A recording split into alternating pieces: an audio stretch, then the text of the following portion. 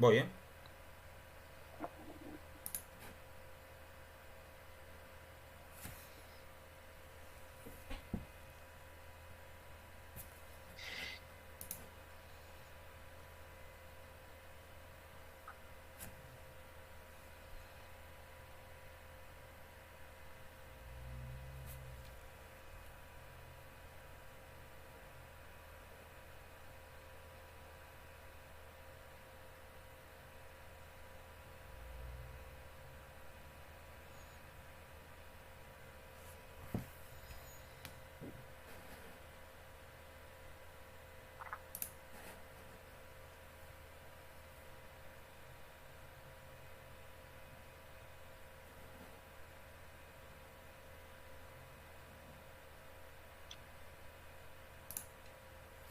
Bueno, Alberto. Estamos de nuevo por aquí. Lunes de Lucky Losers. Qué tiempo ya, ¿eh? We are back. ¿Qué tal? ¿Cómo te va, Pues cómo te bien, va la vida por tus rutilantes viajes y desplazamientos varios que te pegas por el globo terráqueo? bien cansado, la verdad. Sí, ¿no? Porque sí, al final empalmar Egipto con Dubái, sobre todo el primer día fue entre que cogimos el vuelo a las 2 de la mañana, 3 la diferencia horaria, que llegas al hotel, encima llegamos al hotel, ya sabes que estas cosas nunca salen bien de primeras y que tienes que esperar para que te den la habitación. Teníamos que trabajar porque empezábamos, creo que las narraciones a las 3 de mediodía allí.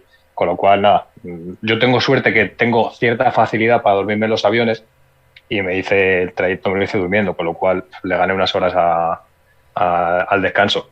Pero la verdad es que ha sido una paliza, sobre todo porque al final, si es en el resto de torneos, el pico de trabajo, por decirlo de algún modo, suele estar en torno a, o sea, el lunes es mucho, el martes también, pero el miércoles es el día de más, ¿no? Porque vas acumulando partidos y a partir de ahí va cayendo, porque hay menos encuentros en la central, básicamente.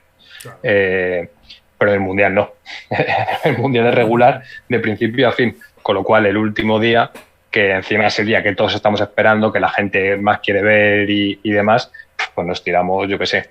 Empezaban las finales a las 12, estábamos pues una hora antes ya prevenidos, más o menos, y acabamos, no sé, te hablo de memoria, pero a las 2 de la mañana de allí, más o menos, con media hora para comer, 40 minutos, una cosa así. Pero bueno. Pudiste ver por allí, bueno, primero en Egipto, ¿qué tal? ¿Pudiste ver algo por A allí? ver, sí, vi las pirámides. Nos hicieron, a ver, nos organizaron una excursión, la verdad es que súper bien para eso, para que te lleven a un sitio, tienes 2 horas, ves las pirámides, que es, no sé si has estado, pero es impresionante. O sea, yo, esos sitios que te hace sentirte muy, muy, muy pequeño y darte cuenta de que realmente no eres más que una partícula del universo ¿no? y un pequeño microapéndice de todo esto. Y el sitio es brutal, pero al final es que en los torneos tampoco tienes tiempo para hacer absolutamente nada. Y en Dubái, pues me escapé una mañana porque tengo un amigo viviendo allí y visité lo típico que es el Dubai Mall este, donde está el Burj Khalifa y las fuentes con el juego aquel y demás, y poco más. Turismo poco, de autobús, Que más vas, bien que de turista. que vas a currar y no y hay poquito tiempo para ver mucho, ¿no? O sea, a mí me ha pasado alguna vez que he ido a algún torneo fuera a currar y me decía la gente, no, qué bien está que eso, ¿no? Que has podido ver un montón de sitios y tal. Le digo, Eso mira, es. el año pasado, por ejemplo, en el Mundial en Doha, ¿vale? A la semana de venir de Doha, hice el máster de menores en Extremadura, ¿vale? Y en los dos sitios vi lo mismo, un club de pádel. ¿Sabes? No vi nada más. Sí hubo cambio de Te temperatura entiendo, notable el cambio de temperatura, pero por lo demás vi un club de lógico. pádel. Por Escúchame, suerte. y no será porque en Extremadura hace frío, precisamente, ¿eh? No, sí. La verdad es que sí, que te toca currar por ahí A ver, y que tal. es la cara B de todo esto. O sea, la gente que solo ve que estás, en mi caso, narrando, tú cuando vas a hacer el año pasado con la española, por ejemplo, la gente ve la cara A, que es, estás en un sitio que es el centro de atención de la gente que nos dedicamos a esto, que compartes vida con los jugadores y las jugadoras, que estar viajando por el mundo. Y sí, la cara está ahí. Evidentemente, yo en mi caso me siento un privilegiado, me siento un afortunado, pero todo tiene una cara B. Y el cansancio, el desgaste físico, el desgaste mental, el estar tantas horas fuera de tu casa, tus relaciones personales, tus relaciones familiares, si trabajas como freelance, como en mi caso, por ejemplo, claro, yo no solo me dedico yo no voy, narro y esa semana me dedico a narrar y el resto me olvido. No, no. Yo aparte de eso hago muchas otras cosas como tú bien sabes, con lo cual, pues al final se te hace a veces un poco bola de nieve. Pero bueno, es que ya te digo, yo qué sé, yo me siento muy afortunado, la verdad. Y más ahora que estoy aprendiendo a llevarlo, más o menos. Que has estado bueno, hemos estado, ¿no? Pero bueno, tú has vivido ahora mismo un torneo de World del Tour, has vivido uno de Premier, no voy a comparar, ¿eh? O sea, te pregunto, la pregunta va por otro lado. Y has vivido un mundial. ¿El mundial es diferente a todo? Yo lo he vivido, Sin tengo duda. mi opinión, ¿eh? Pero te pregunto la tuya. Sin duda. Para mí no tiene nada que ver con un torneo de World Padel Tour, con un torneo de Premier o con cualquier otro torneo de pádel en general. Simplemente el hecho, no sé si coincidirás conmigo, de que no haya categoría Open, o sea, de que no haya modalidad por parejas, hace que los jugadores y las jugadoras lo vivan de otra forma. Y eso le da un cariz más bonito, por decirlo de algún modo. En este mundial, encima, sí que tuve la suerte de que, como al narrar una pista y ser dos narradores, Miguel Matías y yo, descansábamos partidos. Y ese descanso, al final, lo utilizas para un poco pues intentar rascar y ver pues esas selecciones que crees que van a pasar de ronda y van a estar en cuartos de final, un poco de hacer un poco de scouting, ¿no? Y cuando pululas por ahí, que eso el año pasado también pasaba, y compartes las pistas aledañas, lo que no es la central, con el resto de expediciones y demás, a mí me parece que es un torneo muy bonito para vivir en sí. Creo que desluce mucho desde fuera con respecto, o sea, a la realidad que se tiene desde dentro, a la realidad visible. No diré que es diametralmente opuesta, pero sí que creo que no se corresponde en cierta medida. Y este año, además, para mí ha sido más completo que el año pasado, el Mundial. En la zona del Village, el propio recinto en sí tenía más vida que el de Qatar, que pecó un poco de eso, ¿no? Que tú y yo lo vivimos. También ayuda que estaba el hotel allí dentro. Entonces, claro, Claro, no tienes esos transfer que te pilla que una delegación está en el club, termina de jugar, se va al hotel, vacía el club. Ahí era lógico, ¿no? Que hubiera tanta actividad. Aparte de cómo estuviera montado, lógicamente. y que encima tenía una zona de restauración bastante amplia de acceso libre. Es decir, que la gente iba a cenar allí y se encontraba que había pádel, como podía haber tenis o cualquier otro tipo de actividad deportiva. Claro. Con lo cual hacía que había mucho más ambiente alrededor y siempre, de hecho, coincidió con que era Halloween y había una fiesta de Halloween fuera del estadio en un pub irlandés que había y le daba pues eso, un poco de, no sé, de ambiente diferente, algo que yo también que creo que fue evidente, que es que la pista central estuvo vacía durante 4 o 5 días. O sea, es que eso es una foto fija, ¿no? Da igual que pongas el lunes que pongas el miércoles. El interés que se suscitaba en la pista central era muy bajo comparado con el que sí que había en las otras pistas, porque suena claim, suena mensaje dirigido y que como estaban narrando para la FIP, pero no es verdad. O sea, en las pistas de fuera, cuando se enfrentaban según qué selecciones, o estaba España o Argentina, joder, es que había mucha gente. Y ahí me sorprendió el primer día, porque de hecho iba con Bárbara dándole una vuelta y demás, y nos subimos a como una especie de lo que era el Media Center, tenía como una terraza, y desde la terraza podías ver todas las pistas. Y veías la panorámica y decías, joder, es que mucha gente para ser un primer día, yo no me esperaba esto. Decían que había en torno a 3.000 personas por día. No lo sé, porque yo sabes que cuando voy a un torneo estoy un poco en mi burbuja y demás, pero sí que había mucha gente y a mí me sorprendió bastante que hubiera esa atracción. Cuenta dentro de esa gente, evidentemente, que están parte de las delegaciones, las expediciones. O sea, no voy a masificarlo cuando no es así.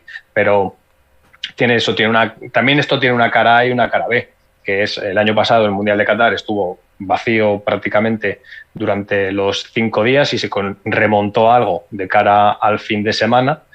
Y aquí, pues en la final femenina ya vimos que había un público más o menos aceptable. Y la final masculina se llenó, pero se llenó de una forma de decir, o sea, tuvieron que cortar la seguridad fuera no dejaba pasar a más gente porque estaban todas las butacas ocupadas y llegó un momento en el que había gente arriba del estadio y estaba de pie y se estaba como aglutinando. Y por seguridad tuvieron que empezar a desalojar porque, lógicamente, hay unas medidas de seguridad que cumplir. Entonces, pues yo creo que eso sí que le hace, al igual que creo que le hace un flaco favor al pádel tener siempre esa imagen, ¿no? Esa instantánea fija de una pista central vacía. Y cuando los partidos encima son buenos, porque si me dijeras que los partidos son malos, evidentemente entramos luego a hablar si quieres, del nivel de las selecciones, que todos sabemos cuál es. Pero hay cosas que ver. Ahora ya sí, yo creo que sí que hay cosas que ver interesantes para quien le gusta el pádel. Y de repente tienes un Bélgica-Francia femenino, joder, donde Bélgica pues da la sorpresa. O te pones a ver a los jugadores holandeses y los jugadores holandeses pues ya juegan al pádel de verdad. Y que hay cosas interesantes, ¿no? Evidentemente toda la atención la centra en España y Argentina, es una obviedad y todos sabemos que van a llegar a la final, pero que ya hay hechos relevantes dentro del propio Mundial. Y eso creo que lo desluce bastante teniendo el plano fijo de una grada vacía o semivacía, pero ya no por los que nos dedicamos a esto, sino porque explícale tú a un amigo tuyo que sabe lo que es el pádel pero que no lo ha visto nunca, que este es el deporte de moda, que tiene 1,8 millones de visualizaciones en las finales en YouTube y que es el deporte que más crece a nivel mundial, con esa foto, por ejemplo. Sí, pero bueno, es complicado. Esa foto, efectivamente, esa foto se da en la central de Dubái, esa foto se dio en la central de Doha, esa foto se ha dado este fin de semana en Suecia, en Malmo, en muchos momentos del torneo también, y estamos hablando de un destino en el que el pádel ya empieza a coger cierto vuelo. Quiero decir que yo creo que son instantáneas que son normal. Esa foto la hemos visto en algunos torneos en España también durante determinadas jornadas. Creo que es algo que evidentemente es un proceso. Forma parte del proceso del pádel, de expansión del pádel y de ir captando interés. Sí, yo creo que al final el Mundial, por lo menos tal como yo lo he vivido, el Mundial tiene para el espectador, y más allá de España y Argentina, lógicamente que se acerca a un Mundial quiere ver a España y Argentina, pero más allá de eso tiene un aliciente, un atractivo que no tienen otros torneos. Y es que tienes todo el elenco de partidos que hay a tu alcance en el mismo recinto. Y eso te proporciona una oferta muy interesante porque al final el relato o la narrativa que hay en torno al Mundial es muy viva y lo mismo estás viendo un partido que a priori es la pareja 1 de Francia contra la de Bélgica, pero es que el punto decisivo es el 3 que viene después. Eso es. Y a lo mejor el punto 2 el que se está jugando Suecia con tal. Entonces el ambiente, el foco cambia de un sitio a otro y te permite desplazarte por allí. Es una competición que tiene un atractivo muy, muy particular, es lo que decimos. No es el sentarte en la grada en tu sitio y ver lo que te ponen o lo que ocurre, sino que puedes ir de alguna manera buscando qué es lo que más te atrae. Claro, pero nos falta, yo creo, trasladarle todo eso al espectador o al usuario habitual, porque eso no lo vive, evidentemente, y por eso digo que no es un fiel reflejo de lo que ocurre, que al final va a ver a los Sancho, a los Estupa, a los Paquito, a los Lebron, Galán y compañía, cuando de verdad ya hay historias que contar, ya hay eliminatorias que son interesantes, ya hay jugadores de otras selecciones que están llamando a la puerta o que puede ser en la presentación en sociedad de, y creo que todo eso nosotros como medios de comunicación, la propia organización también y el deporte en sí tiene que intentar poner el foco ahí, porque de verdad que creo que hay cosas, para mí, evidentemente el Mundial acabó como acabó y creo que fue el colofón, pero estuvo ahí con el Portugal-Brasil, que yo viví el final del último set del tercer partido, en el que cae eliminada Brasil ante Portugal. Bueno, es que si no estábamos allí 1.500 personas viéndolo a la 1:30 de la mañana, no éramos ninguno. Y te digo, había jugadores profesionales de otras selecciones viéndolo. Y viéndolo porque de verdad era muy bonito. O sea, yo estaba sentado, sin ir más lejos, al lado de Fernando Velázquez, en una grada, viéndolo a la 1:30 de la mañana. O sea, el mejor jugador de la historia de pádel estaba a la 1:30 de la mañana viendo una eliminatoria entre dos selecciones que tampoco tiene por qué, porque a priori no le van a suponer, o sea, no es un estudio del rival y que es minucioso, ¿no? Simplemente es que se crea un entorno muy diferente. Y coincido contigo en lo del hotel. Creo que eso estuvo muy, muy bien, que el hotel estuviera dentro del propio recinto de las instalaciones para los jugadores. Lo hizo todo mucho más fácil para ellos e hizo que también el propio Mundial se viviera de otra forma, porque al final pues no te elimina de la ecuación diaria a muchos protagonistas, Claro. porque puedes multiplicar jugadores por selecciones masculinas y femeninas, pues hay mucha gente al final. Mira, nos pregunta, bueno, saludamos a Stiyut, que nos dice hola, hola, gracias por estar ahí. Y también nos Hola. pregunta Oscar Rares, ¿tenéis los datos? Esto te lo dejo a ti, que tú eres más de números. ¿Tenéis los datos del número de clubes Sí. que han abierto en Dubái en el último año y medio? Yo creo que superan los 100. Mira, yo estuve hablando con una persona que estuvo viviendo en Dubái hará creo que 4 o 5 años más o menos, cuando abrieron los primeros, me dijo 7 clubes de Dubái.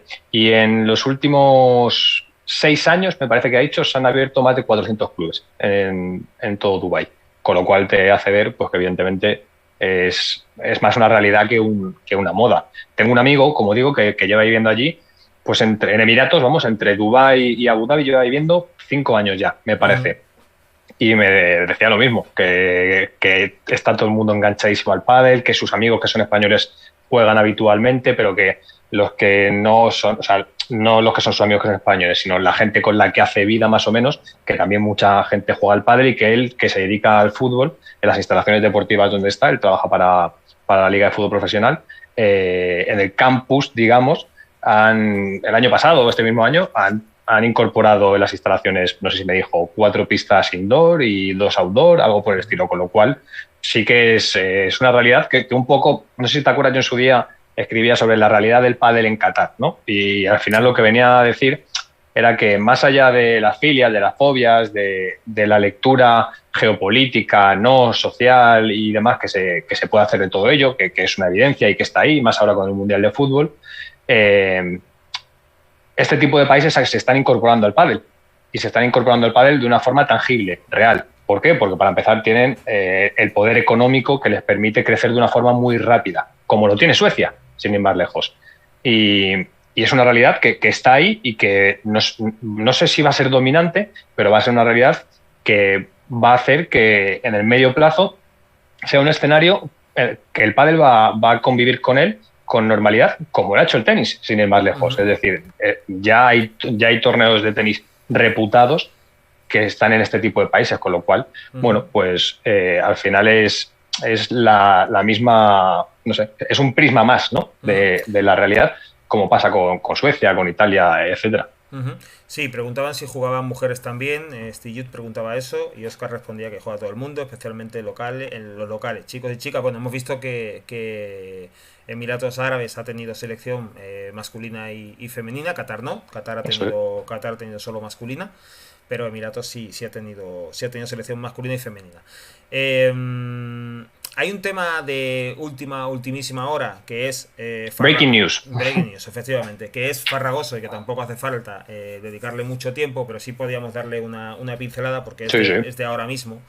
Y la actualidad manda y en ese sentido es bastante importante porque además tiene relación un poco con lo que hablamos, con el escenario del pádel a nivel internacional.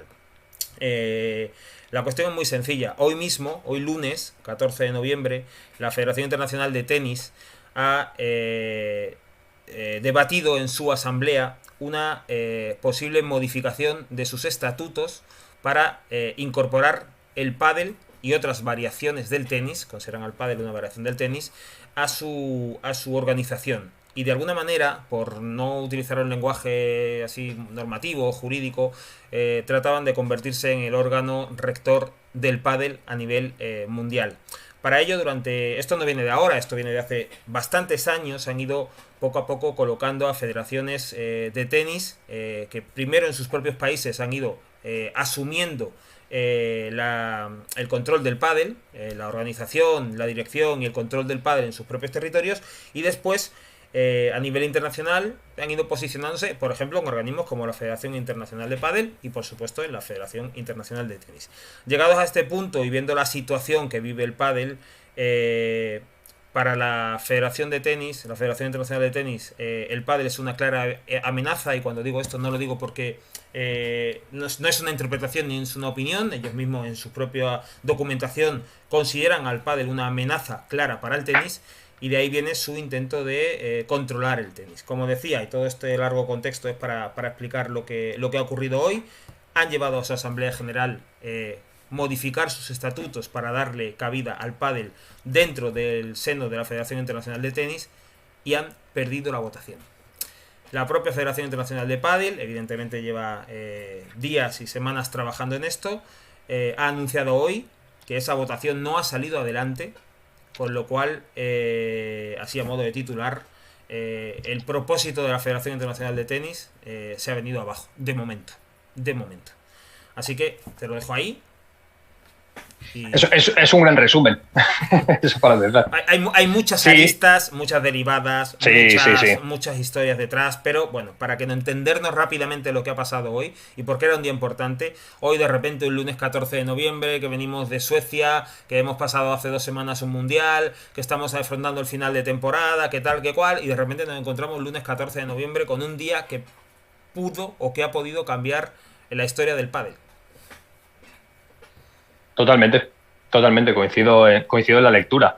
A ver, lo primero que hay que decir es que, como tú bien has remarcado, no viene de ahora esto. Es decir, el tenis ve con cierta preocupación el crecimiento exponencial que tiene el pádel, y hay una parte que lo entiende como una amenaza, porque a nivel de licencias federativas, de construcción de pistas, de crecimiento de la industria, pues no sé si es que entiende que hay un trasvase directo, pero sí por lo menos que en la comparativa sale perdiendo, con lo cual su intención es embeberlo para, una vez que pueda dominarlo, creemos que capar su crecimiento para que no vaya en contra de los propios intereses del propio tenis.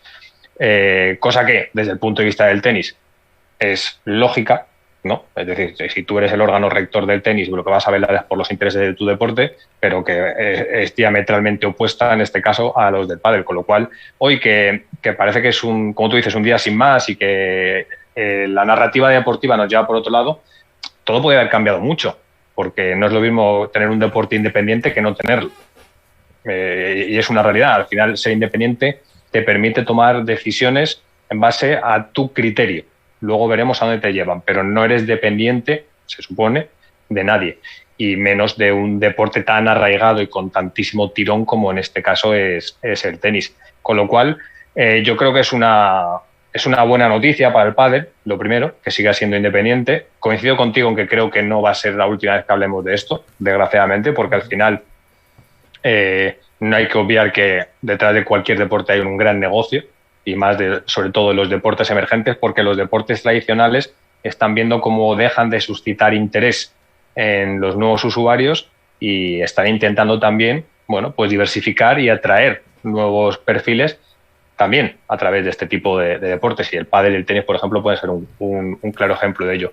Yo soy de los que piensan que creo que hay según qué sinergias entre el tenis y el pádel que pueden ser positivas, pero y que hay según qué escenarios en los que las colaboraciones son positivas, pero evidentemente creo que bajo ningún concepto puede pasar porque el tenis acabe, no sé si adueñándose, amparando o velando el pádel, porque sería positivo probablemente en muchos aspectos a corto plazo, pero para su desarrollo en el medio y largo sería al final un techo. No, directamente. Sobre todo porque esa relación entre el tenis y el pádel, tal como el tenis la planteaba, se enmarca en un contexto de efectivamente, de percibir al pádel como una amenaza. Además que lo dicen así, es una cuestión de licencias, es una cuestión de que el tenis entiende que el pádel está edificando su imperio sobre la estructura del tenis, utilizando recursos como clubes, jugadores, todo, su sistema de puntuación, etcétera, etcétera. Quiero decir, no ha empezado de cero, sino que ya tiene y está aprovechando toda esa inversión del tenis,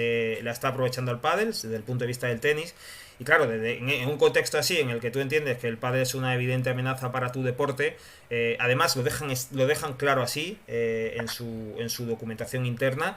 Ellos, su principal misión es procurar que no haya un perjuicio al tenis. Con lo cual, en esa línea, complicado establecer una relación sana entre los dos deportes, porque sabes que siempre parte de un punto de partida de desequilibrio entre un deporte y otro, partiendo de la base de que hay un evidente desequilibrio entre que es el tenis y el pádel a día de hoy. O sea, eso es innegable. Vamos. Pero vamos, dicho esto, lo que sí, la noticia tiene muchas aristas que no vamos a analizar aquí, desde luego, para hablar un poco de deporte, un poco o bastante de deporte, pero sí es significativo que en el seno de la Asamblea de la Federación Internacional de Tenis esta votación, esta propuesta de la Junta Directiva haya perdido la votación, no hayan conseguido esos 2/3 que necesitaban.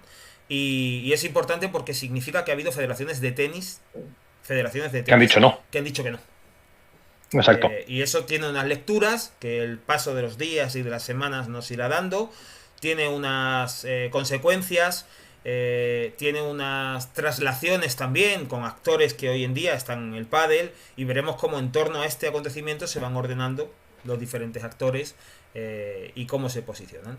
Así que bueno, la pincelada está dicha, es el día en el que la historia del pádel pudo cambiar, y de momento se ha salvado el punto de oro. Se ha salvado el punto de oro. Mira, es un buen símil. Así que veremos el siguiente juego cómo se disputa. Sí, yo es que creo que no va a ser la última, evidentemente, y creo que queda todavía un largo camino, y para eso es imprescindible tener organismos y estamentos del pádel sólidos, bien construidos, con una visión clara y unificada en torno a según qué puntos, más allá de que evidentemente tiene que haber disparidad de criterios y tiene que haber una crítica constructiva para que se crezca. Si no hay pongo dos ejemplos claros, una Federación Internacional de Pádel fuerte, por ejemplo, con una estructura bien desarrollada, con un marco claro y una hoja de ruta bien marcada, se corre el riesgo de que el tenis, por ejemplo, se pueda llegar a hacer con el pádel en el futuro. Bueno, es que pero pasa lo mismo. El tenis, uno de los argumentos que ha utilizado ha sido precisamente la división y la inestabilidad que hay en el pádel. Exacto. Y de hecho ha puesto como ejemplo la coexistencia de varios circuitos que, te lo comentaba antes de empezar el streaming, llama mucho la atención que el tenis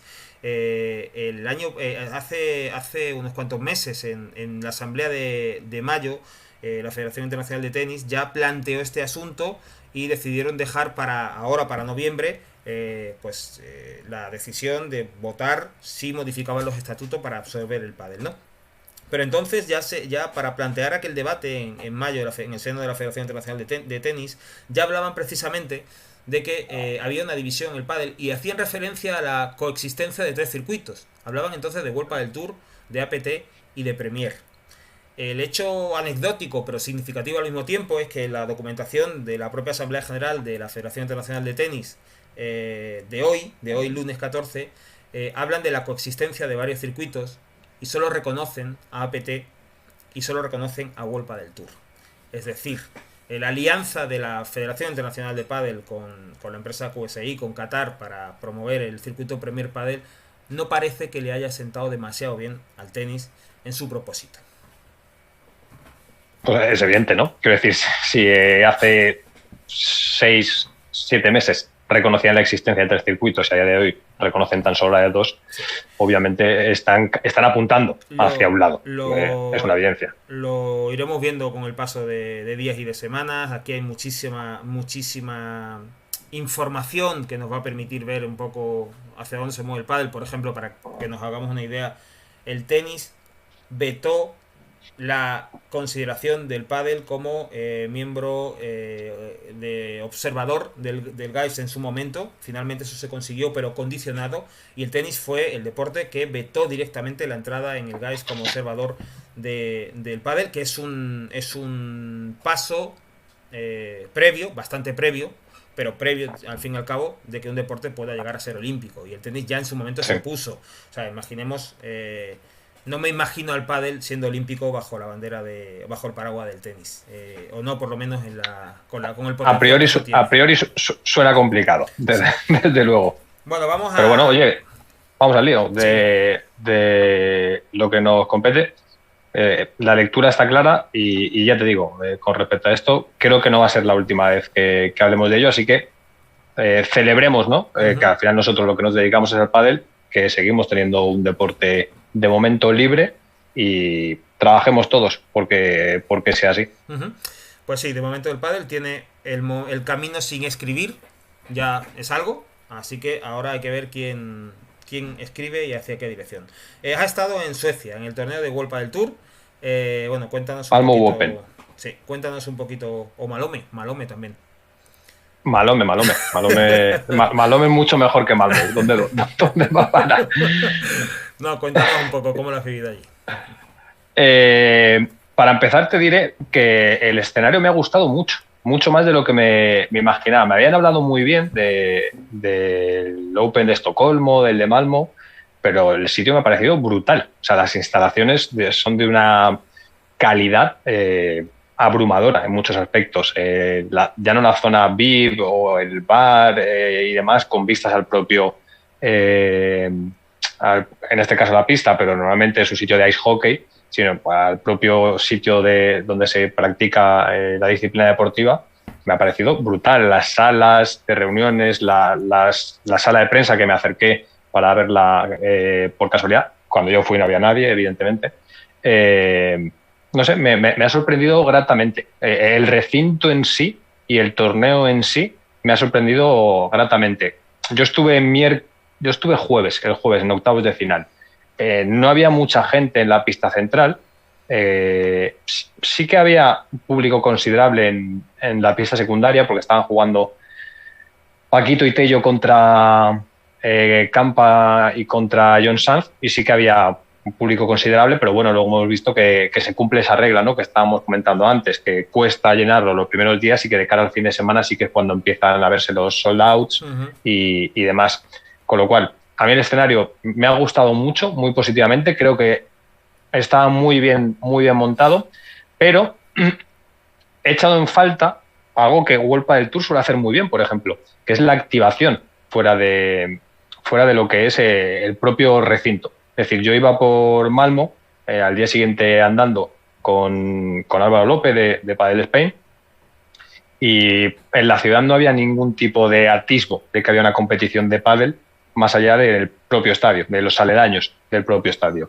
Y sí que creo que ese tipo de cosas son muy necesarias para suscitar interés del público en general, y pasa, pero ya no en el pádel, quiero decir, en cualquier tipo de evento generalizado. Aquí en Madrid, en IFEMA, hay, no lo sé, pues un congreso de magia y lo normal es ver cartelería, ¿no? Si es algo importante, ver cartelería en autobuses, en las paradas, no lo sé, en vallas publicitarias, en el metro, donde sea.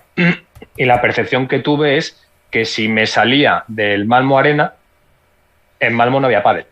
De lo que yo viví como turista, una mañana que tuve 3 horas para darme una vuelta por el parque más famoso, las 2 plazas más recurrentes y el castillo de Turro. Entonces, bueno, si salgo... Eso lo he visto yo en España, ¿eh? Eso lo he visto sí, yo en algunos torneos, lo he visto yo en España con World Padel Tour, que también es verdad que se veía más hace unos cuantos años. Es verdad que ahora World Padel Tour pone bastante énfasis por lo menos en eso, al nivel al que pueda alcanzar, evidentemente, porque estamos hablando todavía de que no es fútbol. Entonces no. Pero bueno, sí que es verdad que la colaboración de World Padel Tour con administraciones locales, etcétera, hacen que tengan más facilidad para lograr espacios donde hacer ese tipo de activaciones, acceso a canales de promoción, etcétera, etcétera. Pero bueno, eso sí que es verdad que aquí lo he visto yo, pero bueno, imagino que allí... Claro, sí, yo sé que ocurren más... Quizás estamos acostumbrados a una realidad diferente, a lo mejor cuando vivimos un torneo lo cubrimos aquí o no sé, o en Argentina, pero que como Suecia o los Nordics, ¿no?, tienen el mantra ese de que son el nuevo escenario en el que el vergel del pádel, a mí sí me llamó la atención. O sea, al igual que digo una cosa, y creo que el torneo estaba muy bien montado, el sitio era espectacular y las instalaciones eran, si no de 10, estaban muy cerca. Sí, en el momento en el que me voy del Malmo Arena y me distancio 1,5 kilómetros por la propia ciudad y me voy a tomar un café, no tengo ningún tipo de noticia de que exista el pádel, y creo que sí que es necesario para los deportes emergentes pues estar constantemente, no sé, como se suele decir en la picota, ¿no?, que generando, suscitando interés. Con lo cual, eso es lo que me llamó la atención. Pero ya te digo, y frío, mucho frío. Eso también me llamó mucho la atención. Bueno, en la picota tenemos a una pareja que acaba de confirmar o acaba de certificar prácticamente de facto ya que va a ser número uno, va a acabar la temporada como número uno, que es Juan Lebrón y Alejandro Galán. Juan Lebrón, que sabe qué es eso de estar en la picota un día sí y otro también, por actos propios o por hechos imputados, pero desde luego el hombre no se libra no se libra nunca. No puede salir de casa sin el paraguas, haga lo que haga. Y luego tenemos otra pareja que no es número uno y sin embargo acaba de batir el récord de torneos ganados en una misma temporada, que son Alejandra Salazar y Jen Madriay, que nos deja una instantánea curiosa, ¿no? Pero que, bueno, que luego aprieta el final de temporada de las chicas. Empezamos, ¿por dónde quieres que empecemos? Venga, por donde tú quieras. Empezamos con los número uno, ¿no? Venga, mismo, que ya que los has enumerado primero. A ver, para mí, en cierta medida, o sea, no hay nada nuevo bajo el sol, porque siempre he defendido que creo que es el proyecto más sólido que tiene el pádel a día de hoy. Creo que no hay ningún proyecto que se pueda comparar en largos recorridos, sí a etapas cortas. Ya pasó con Bela Sanjo, ya pasó con Paquito y Martín, con Sanjo Tapia ahora, pero creo que el nivel de regularidad, exigencia física, técnica, táctica, mental que tienen, la autoexigencia que se generan a nivel de entrenamiento, de rigor, de profesionalización, les hace estar uno o dos peldaños por encima del resto. Y luego entramos en el plano deportivo, ya que yo creo que eso es lo interesante. Pero al final es la consecuencia lógica de algo que todos estamos viendo, y es que son mejores. Es que no hay... Eso es como cuando se hablaba del Mundial sobre, no, es que Juanjo tenía que haber puesto de pareja 1 y no, de pareja 2 y Reca y Ovide hicieron. Argentina ganó porque fue mejor, al igual que España ganó en el femenino porque fue mejor, punto, no hay más. Y luego hay matices, evidentemente, pero en este caso le gana al LeBron. Lo que ocurre es que son mejores y bajo, para mí probablemente, no sé si los dos mejores perfiles en cada lado, porque eso supongo que es una cuestión de gustos, sí que creo que consiguen encontrar el mejor equilibrio posible que hay hoy en día. Y en torno a ello hay una idea, hay un concepto que de largo para mí es el mejor. Y es esa propuesta que tanto hemos hablado en el acortarte tiempos, hacerte la pista más pequeña, que todo pase muy rápido, que la pelota te vuela muy rápido, con lo cual te genera una opción de respuesta cada vez menor. Todo eso hace que en su día nos preguntábamos si estaban evolucionando, revolucionando el pádel. Al final no quedó muy claro. Para los más veteranos era que no, porque eso ya lo habían visto. Para otros es que sí. Yo soy de la opinión de que creo que en cierta medida sí están cambiando este deporte, y que creo que es la consecuencia de la evolución lógica. Y al final de todo ello lo que trasciende es que tengo la percepción de que está en su mano. Es decir, yo no veo un proyecto. Si me pongo a jugar, a hacer mi 11 de gala, ¿no?, que se dice, entre el resto de parejas, yo no veo un proyecto que les aguante, que sea lo suficientemente sólido a lo largo de una temporada de 25 o 35 torneos, que es donde se mueve el pádel más o menos ahora mismo, que les pueda igualar a los números que sostienen ellos. Es decir, que se van a 20 finales por año, entre 12 y 15 títulos y una regularidad asombrosa. Positivo, negativo para el pádel. Bueno, hay a quien no le gusta que haya que se eternicen en el número uno las parejas. Pasó con Vela Lima, por ejemplo, si te acuerdas, que era algo que ahora todo el mundo adora a Vela ahora, pero cuando Vela y Lima jugaban juntos, eso no era así. Y había muchas críticas, por ejemplo, a esa pareja. Y habrá quien le encante tener a una pareja, y más si es española, para el que es español, pues lo más alto. Bueno, el propio deporte en sí, ¿no? Sí, la pareja, los número uno, la verdad es que tienen una parte de las características de juego que tiene. Yo creo que hay una faceta de ellos que para mí denota el gran mérito de lo que están haciendo. Y es que yo tengo la impresión de que esa pareja convierte un partido de pádel en un tornado.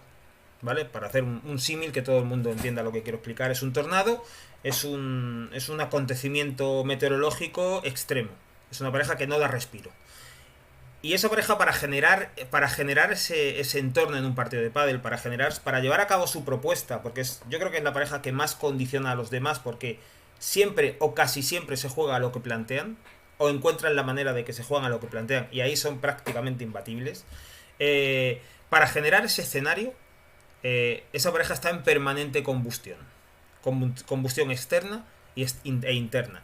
Y esa combustión interna que tienen ellos, que los hace temibles, además, también tiene sus riesgos. Tiene sus riesgos. Hace que esa pareja se consuma por dentro. Y para mí, esa pareja, uno de los grandes méritos que tiene es que han ido en estos 3 años sorteando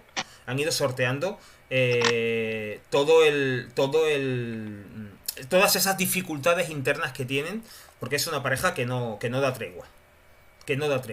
Y es una pareja joven, de 2 jugadores jóvenes, que se juntaron hace 3 años, que lo hicieron además, igual no tanto por descarte, pero en realidad venían cada uno de proyectos que habían terminado. Que recordemos que Paquito terminó con Juan Lebrón, y Galán en su momento pues no continuó con Lima, creo que era en aquel momento en el que estaba. Y se ha sabido acoplar, han tenido muchas dificultades internas, porque son 2 chicos jóvenes, ambiciosos, con mucho ruido siempre en torno a ellos, ruido que han generado en parte ellos mismos, pero también que les ha venido llovido, y aún así, es lo que tú dices, y desemboco un poco lo que planteabas, es una pareja con un proyecto sólido.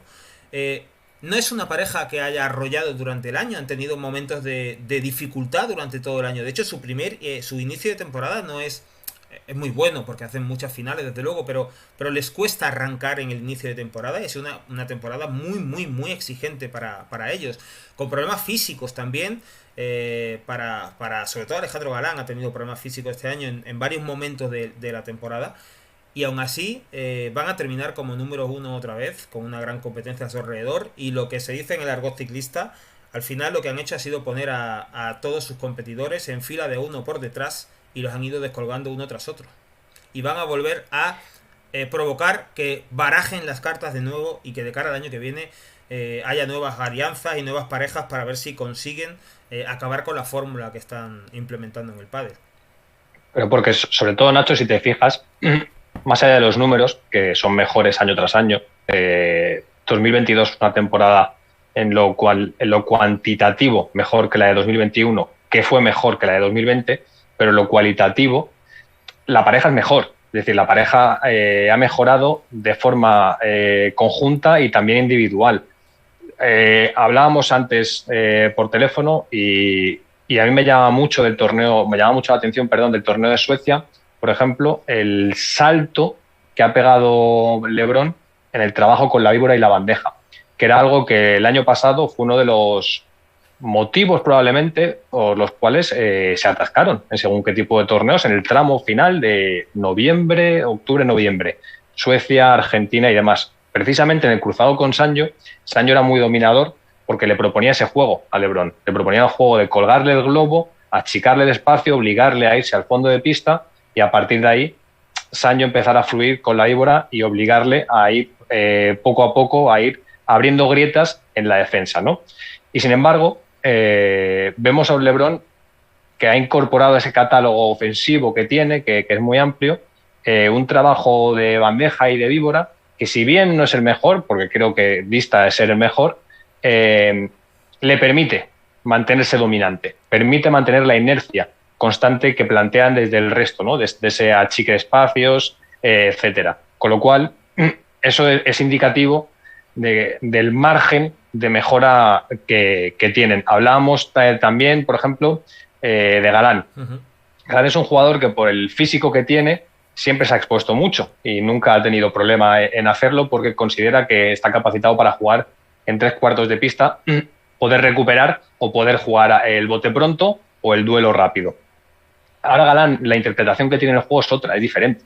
Ya no es un jugador que esté tan mal parado, entre comillas, como lo estaba antes. Y eso, al final, lo que te da es consistencia, te da solidez. si sumas la consistencia y la solidez en diferentes facetas de ambos, al final lo que ganas es solidez conjunta. Y es un poco la sensación que te da. Es cierto que no tienen a lo mejor la efectividad que tenían Juan Martín y Vela en la fiabilidad para ganar torneos, pero sí en tener un suelo de rendimiento muy, muy, muy, muy alto y una regularidad en instancias finales que les hace hoy en día inalcanzables. Entonces, es que es muy difícil meterles mano o encontrarles en un estado de forma bajo durante, no sé, 4 torneos durante una temporada. Y eso, al final, supongo que cuando los tienes enfrente, de forma directa o indirecta, te acaba ahogando.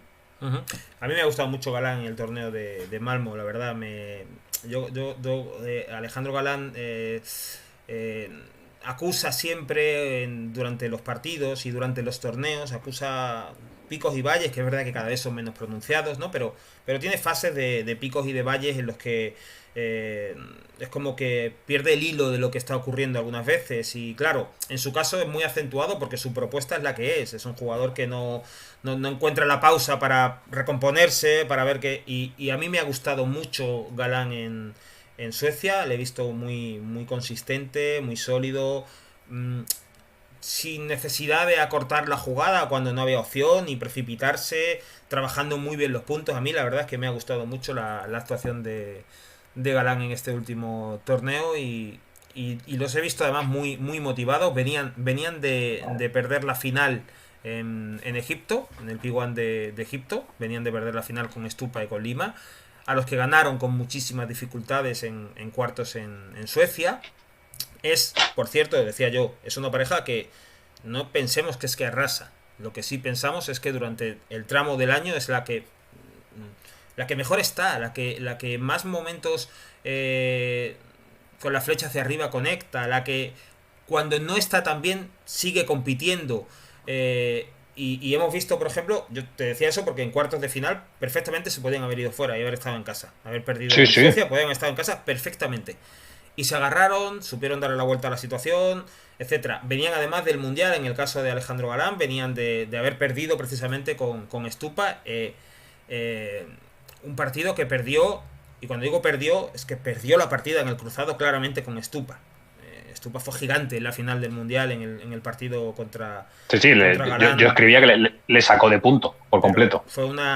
Para mí fue una exhibición imponente la que hicieron Stupa y Dineno en ese partido, y creo que estuvieron muy por debajo de su nivel tanto Arturo Coello como Alejandro Galán. Pero bueno, venían de esos dos baches y ya casi con la inercia de decir, bueno, igual nos queda poco para ser número 1 y se ha puesto complicado el partido de cuartos, vienen muy castigados, hemos visto derrotas sonadas en el torneo de Suecia de jugadores que vienen muy castigados de tal, y levantan los cuartos y no dan opción en semifinales y en la final remontan y acaban llevándosela. Y yo creo que explica un poco el reinado de los número 1 del día de hoy. Es la voracidad. Mira, revisando ayer artículos, después de que, bueno, no han conseguido el número 1 matemáticamente, pero con que se presenten en uno de los 3 torneos que quedan, son número 1. Uh-huh. Revisando artículos que había escrito sobre LeBron Galán, había una frase que escribí en su momento que me llamó la atención, que decía algo así como: son 2 animales competitivos que han coincidido para trascender en el tiempo. O algo así, ¿vale? Más o menos, era la idea. Tuya, sí, sí, totalmente. Lleva mi sello totalmente. Entonces, al final creo que es un poco eso. Quiero decir, habla de la voracidad, de la mentalidad, de la capacidad que tienen para mantenerse competitivos incluso cuando las situaciones no son favorables. Como tú bien dices, Galán, LeBron no arrasa. O sea, no es un paseo militar constantemente en torneos. Creo que, de hecho, el único torneo que recuerdo así de este último año en el que se pasearon, entre comillas, fue el de Roland Garros, y porque unas condiciones perfectas para ellos, y aún así la final fue a 3 sets contra el Tello Chingoto, etcétera. Con lo cual, lo que creo que habla es de esa voracidad y esa capacidad que tienen para autogestionar los peores momentos, para mantenerse con un suelo de rendimiento muy alto y que hace que sean inalcanzables en un rally largo para el resto de parejas. Mira, el ejemplo creo que está claro. Para mí el jugador que probablemente mejor en forma esté ahora mismo es Stupa. Me llevo viendo jugar a Stupa en los últimos 3, 4, 5 torneos y creo que vuela sobre la pista. Tiene muy claras las ideas, sabe a lo que juega, se siente cómodo y al final pues es un jugador que está en racha, como se suele decir.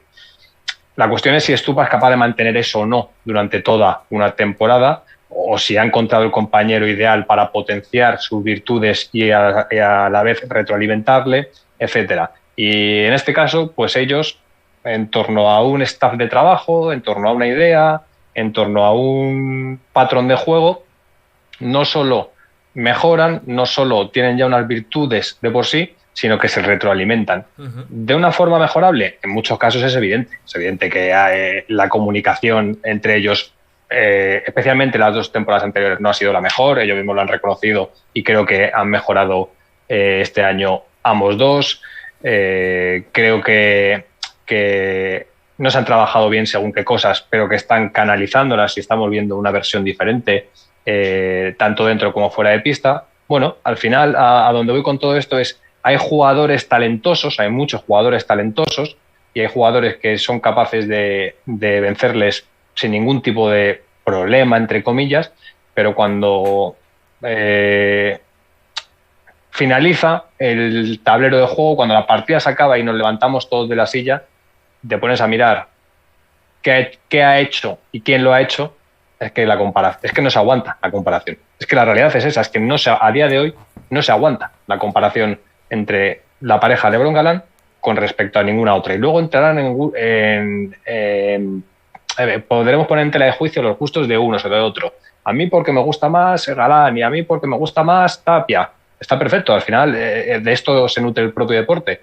Pero en lo cuantitativo y lo cualitativo, especialmente este año, LeBron Galán han hecho el mejor año de sus carreras deportivas como pareja, individualmente, y da la sensación de que están todavía lejos de su cenit, de lo máximo que pueden llegar a alcanzar. Veremos qué pasa. Para poner freno a eso va a haber bastantes cambios de pareja el año que viene y uno de ellos ya se ha publicado en diversos medios de comunicación, que es el de Sancho y Vela, el retorno de Sancho y Vela después de esa alianza truncada de forma repentina, cuando parecía una pareja llamada por lo menos a discutir la hegemonía de LeBron y de Galán. ¿Cómo ves esa unión de Vela y de Sancho de cara al año que viene? Sabiendo un poco que, no solamente la edad que tienen, aunque son 2 jugadores plenamente vigentes, ya lo hemos hablado muchas veces, sino un poco si quedarán alguna secuela de lo que les hizo separarse en su momento. Para mí esa es la pregunta de todo esto. Es un placer, evidentemente, ver jugar a Vela y Sancho otra vez juntos, como pasó en el Mundial. Vimos que funcionaron en su momento, pero que la autoexigencia que se autoimponían y la exigencia que les imponían en este caso los número 1 acabó por hacer que el proyecto fuera muy efímero, que duraron 5 meses, más o menos, ¿no? Aproximadamente. Hubo una lesión de por medio, evidentemente, en el caso de Vela, la última que tuvo, pero la gran duda es esa. La gran duda es si el primer proyecto fallido va a ser el lastre de este segundo. Yo aún así creo que no es un proyecto que a priori cuente para el número 1. Creo que sí que estará para estar en el top 4, más o menos, que tendrá grandes momentos en la temporada y que va a rascar títulos. No me sorprendería que Vela y Sancho acabara la temporada con 3, 5 títulos, no sé, por decir, esto es jugar a ser futurólogo, pero no, creo que en cierta medida es poco a poco, al final la vida es evolución y no se está igual con 33 años que tengo yo que con 20, te lo digo en primera persona, y no se está lo mismo con 43 que con 33, con lo cual no deja de ser, pues un poco la línea continuista de hacia dónde van las carreras de Sancho y de Vela. Es bonito, es poético, creo que va a ser una pareja muy dura en según qué escenarios, que tienen argumentos suficientes como para, si consiguen llevar el juego a ese ritmo en el que Vela se siente muy cómodo y Sancho se siente suficientemente liberado, pueden ser bastante peligrosos, pero a priori no. Si la pregunta es, ¿cuentan para el número uno o no cuentan para el número uno? Yo creo que no. Yo no lo sé, la verdad. Yo a priori los números, si vemos los números de las últimas temporadas, no parece en principio que vayan a estar en la pelea, pero yo tengo por costumbre que cuando el señor Fernando Velasteguín está en una pista de pádel, trato Sí, de ahorrarme cualquier pronóstico que vaya en contra de sus aspiraciones. Entonces, sí, tengo esa sensato costumbre. por otro lado, Tengo ¿eh? esa costumbre. No, hace mucho tiempo que desistí de jugar a futurólogo con Fernando Verasteguín, con lo cual, evidentemente, hay muchos condicionantes que apuntan a que la pareja, pues, desde luego no sea la tal, pero hay que ver el estado de forma. Es verdad que yo sí he tenido la impresión de que a esa pareja le faltó, le quedó por decir lo que tenía que decir. No sé si era mucho o poco. No sé si lo que tenían que decir era discutirle el número uno a LeBron y Galán. No sé si era pelear por el 2. No sé si era ganar un torneo Master. No sé lo que era lo que tenían que decir, pero nos privaron de su discurso, de su legado. Es una pareja que durante muchísimo tiempo mucha gente soñó con ella. Son dos jugadores, dos emblemas del pádel. Y no sé si la situación física de cada uno y el acoplamiento y tal les permitirá decirlo ahora, pero a mí me resulta bastante atractiva ver esa continuidad de la pareja después de haberse visto truncada. Otro nombre propio que te tiro así encima de la mesa es Paquito Navarro y su empecinamiento en la derecha.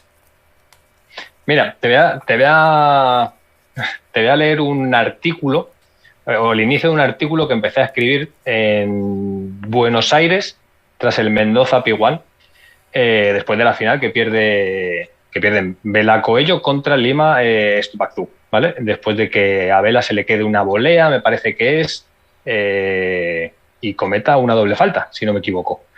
Que lo titulé Los errores de Vela. Nunca se ha publicado, ¿eh? Empecé a escribirlo, me acuerdo, estaba en un restaurante yo solo porque me quedé en Buenos Aires unos días y me dio por... Tenía ahí el run run en la cabeza y me dio por escribirlo. Y empieza, Vela falla, quizá lo que antes no. El que durante años dejó de regirse por esa regla física y natural que es el tiempo, ya no parece inexorable a ella. Es una realidad que los que amamos este deporte palpamos, pero detrás de ello hay mucho más. Y luego el artículo sigue. Qué bien hice en no publicarlo, ¿eh? Sí, Después porque de lo que...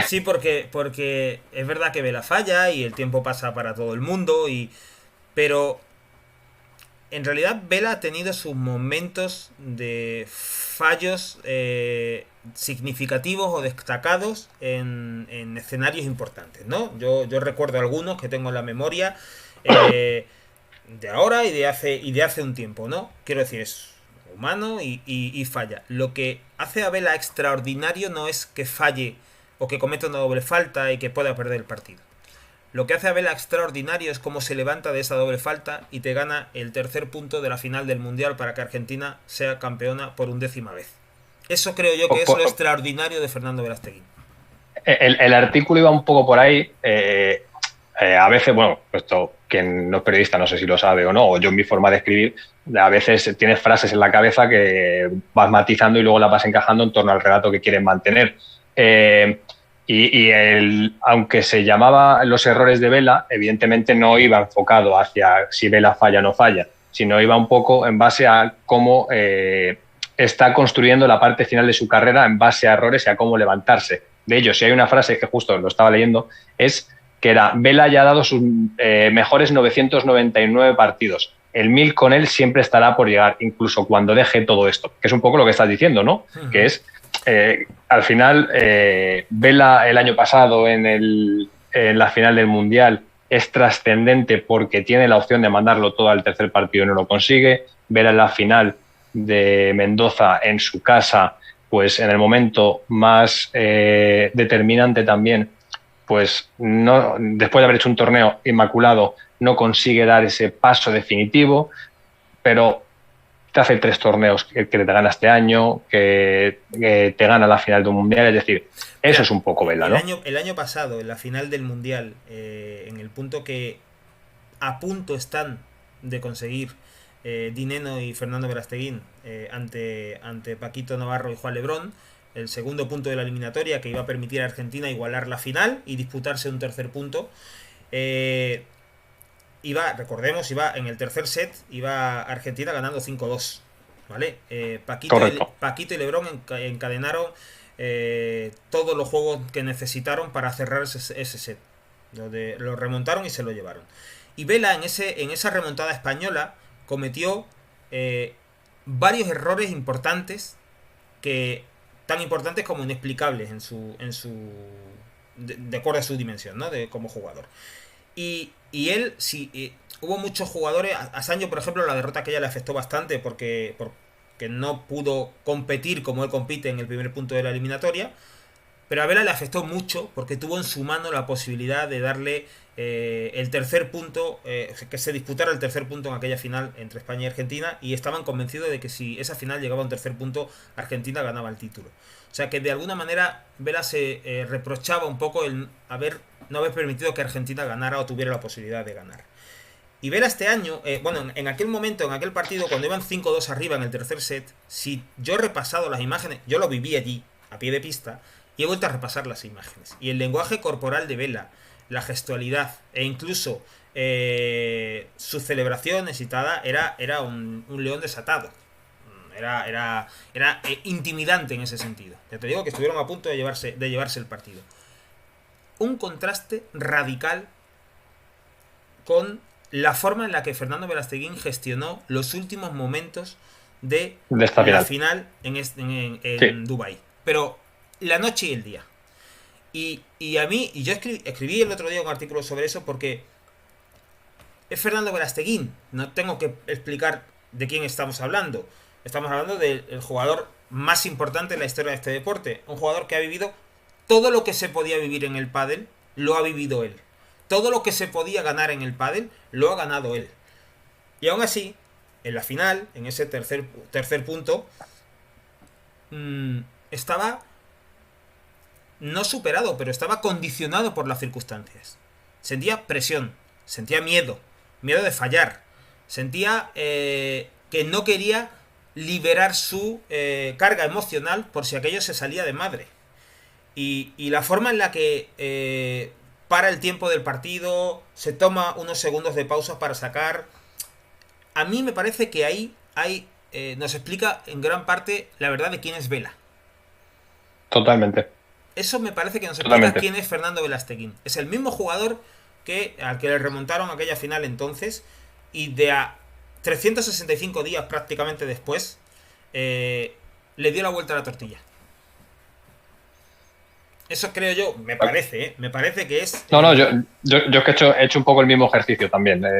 Lo hice en su momento con la final de Qatar para escribir ese artículo que nunca salió, y lo he hecho post final de Dubái un poco para fijarme en según qué cosas, y la lectura que hago es un poco la misma, que es el aprendizaje, al final, que te da el error, ¿no? O que te da el fallo o la mejora en sí. Y esa es la inteligencia donde Vela, sin duda, ha sido el mejor de todos los tiempos. Luego entraremos a debatir si a alguien le gustó más el Mago Sanz o Juan Martín Díaz, por decir dos ejemplos.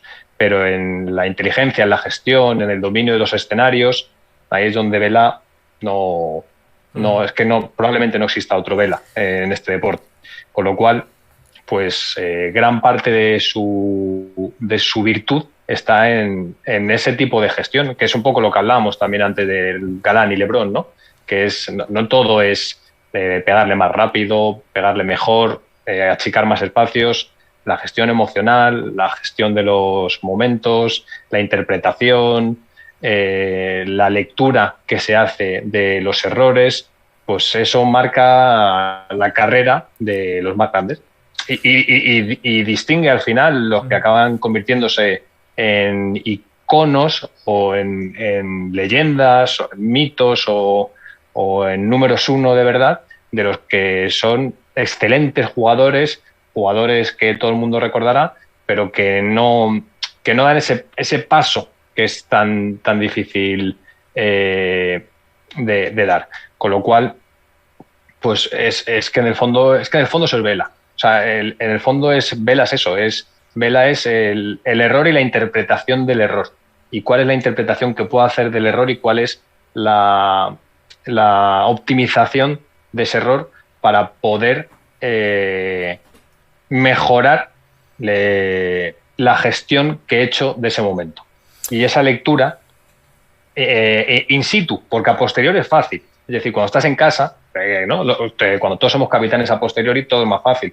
Pero la gestión del momento en esa final de Dubái te marca un poco qué hay dentro de esa cabeza. Sí, mira, se incorpora al chat Miguel Matías, nos dice que Vela es el dominio 360 del pádel y de su entorno y el de los demás, además del tiempo y la gestión del mismo, sin duda. Sí, sí, totalmente de acuerdo. En esa final son, creo que eran 16 segundos y 80 centésimas los que tarda en poner la pelota en juego.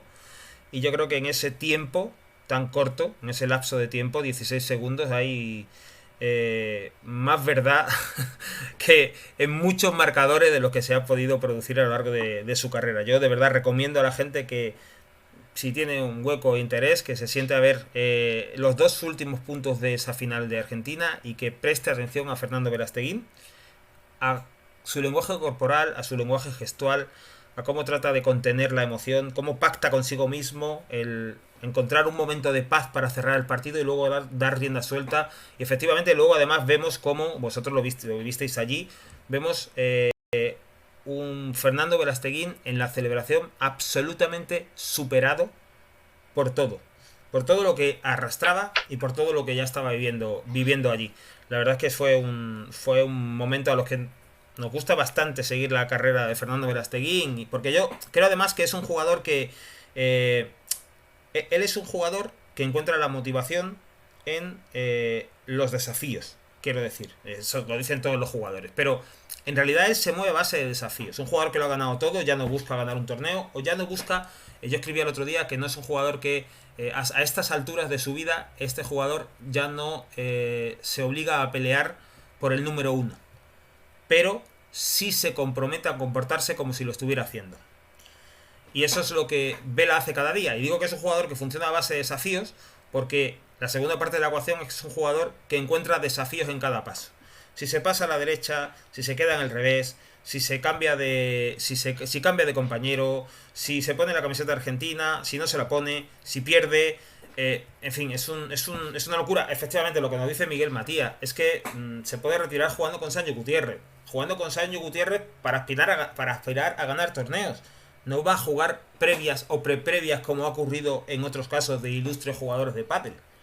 Es que su vigencia, y aquí recurro a tu léxico, trasciende el tiempo. Y efectivamente, y Vela es un jugador que a priori es un jugador de otro tiempo y de otro momento, y es un jugador que está haciendo que este también sea su tiempo. En fin, bueno, que lo hemos dicho mucho para acabar con lo de Vela. Vela es un adelantado a su tiempo, y esa es la realidad. La pena de todo esto, en cierta medida, es que el Vela que fue el número uno más joven, ¿no? Del ranking mundial, masculino, etcétera, etcétera, fue en el protopádel. Y como adelantado a su tiempo, esto es como cuando se habla, supongo, de los Santana en el tenis, Di Stéfano en el fútbol, no sé, etcétera, etcétera, etcétera, ejemplos que hay. Que la pena de todo esto es que no hay imágenes, no hay material audiovisual suficiente como para poder enriquecerte de él. Para mí realmente es lo único que yo he vivido una gran parte, afortunadamente, tú más incluso, Miguel Matías más todavía, pero que mucha gente que se ha incorporado al pádel hace poco, cuando quiera ir a ver a Vela con 27 años, no lo tiene fácil. O lo tiene imposible. Bueno, pero tiene un ejercicio que está al alcance de su mano y van a comprender muy bien quién es Vela, que es repasarse la temporada actual, la temporada que viene. No ha pasado todavía nada y yo estoy seguro que vamos a ver a un Vela que nos va a explicar quién es en este deporte con independencia de los resultados. Yo digo que nos dejan muchos momentos durante el año que nos explican la dimensión que tiene como deportista más allá del pádel. Te decía Paquito Navarro en su empecinamiento en la derecha. Yo decía que él solo se ha metido en un callejón sin salida, del que creo que la única forma de salir es marcha atrás. Lo mismo a partir de ahora lo gana todo en la derecha. No, pero ¿cómo lo ves en la derecha, Paquito? ¿Crees que tiene Mira, yo le vi contra... o no? Yo creo que esta temporada sí, la que viene no. Ya hemos hablado sobre esto y dudo que por la naturaleza de Paquito, la autoexigencia, todo lo que supone Paquito Navarro, se mantenga en la derecha.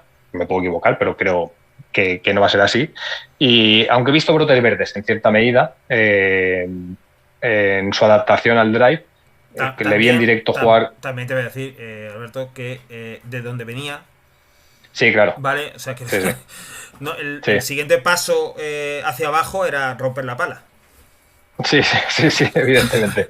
Pero bueno, que sí que le he visto más cómodo, le he visto más confiado en sí mismo, pero aún así no acaba de ser el jugador convincente y autoconvincente que es Paquito dentro de una pista desde la derecha. No sé, le falta, lo intenta, pero le falta ese punch de... Paquito es un animal enjaulado constantemente, que necesita jugar como si fuera un animal enjaulado y con la autorreivindicación constante de que Paquito Navarro es Paquito Navarro. Y desde la derecha no puede hacerlo. Claro. Y creo que eso es contra natura en el caso de él. Con lo cual me hace pensar que al medio y largo plazo es imposible que se mantenga en la derecha. He visto una mejora y creo que juega más cómodo, pero aún así hay según qué cosas que o va a tener que trabajar mucho para poder quedarse a la derecha, o creo que va a ser imposible. En la faceta defensiva, y Paquito ha sido un jugador que aprendió a ser un gran defensor del lado de Juan Martín Díaz porque se lo exigía su compañero y el patrón que querían llevar, pero no le veo como un derecha que limpie la jugada, no le veo como un constructor de juego desde el drive para poder sentirse cómodo luego ofensivamente, aunque físicamente ha mejorado mucho en los últimos años. Para hacer esa labor tendría que dar todavía un paso más en el físico, con lo cual también va a tener experiencias ahora, por ejemplo en Buenos Aires, sin ir más lejos, va a jugar con Baillanguas de nuevo del revés, y cuando esto es como cuando pruebas el jamón y luego te dan chopper, ¿no? De todas formas, a mí del cambio a la derecha de Paquito sí que me asombra, un poco lo que dices, que es que pasándose a la derecha Paquito renuncia a ser Paquito, y eso es una cuestión que en el caso de Paquito Navarro es mucho más importante que en cualquier otro, porque Paquito Navarro cuando salta a una pista de pádel, cuanto más ocupe el escenario, el centro de la escena, más cerca está de la victoria. Y Paquito Navarro en la derecha es otro jugador diferente. Paquito tiene talento para jugar si quiere con la pala del revés. Bueno. Pero solo es Paquito Navarro cuando juega de Paquito Navarro, cuando ejerce de Paquito Navarro y cuando actúa como Paquito Navarro. Y eso solo lo hace en el revés.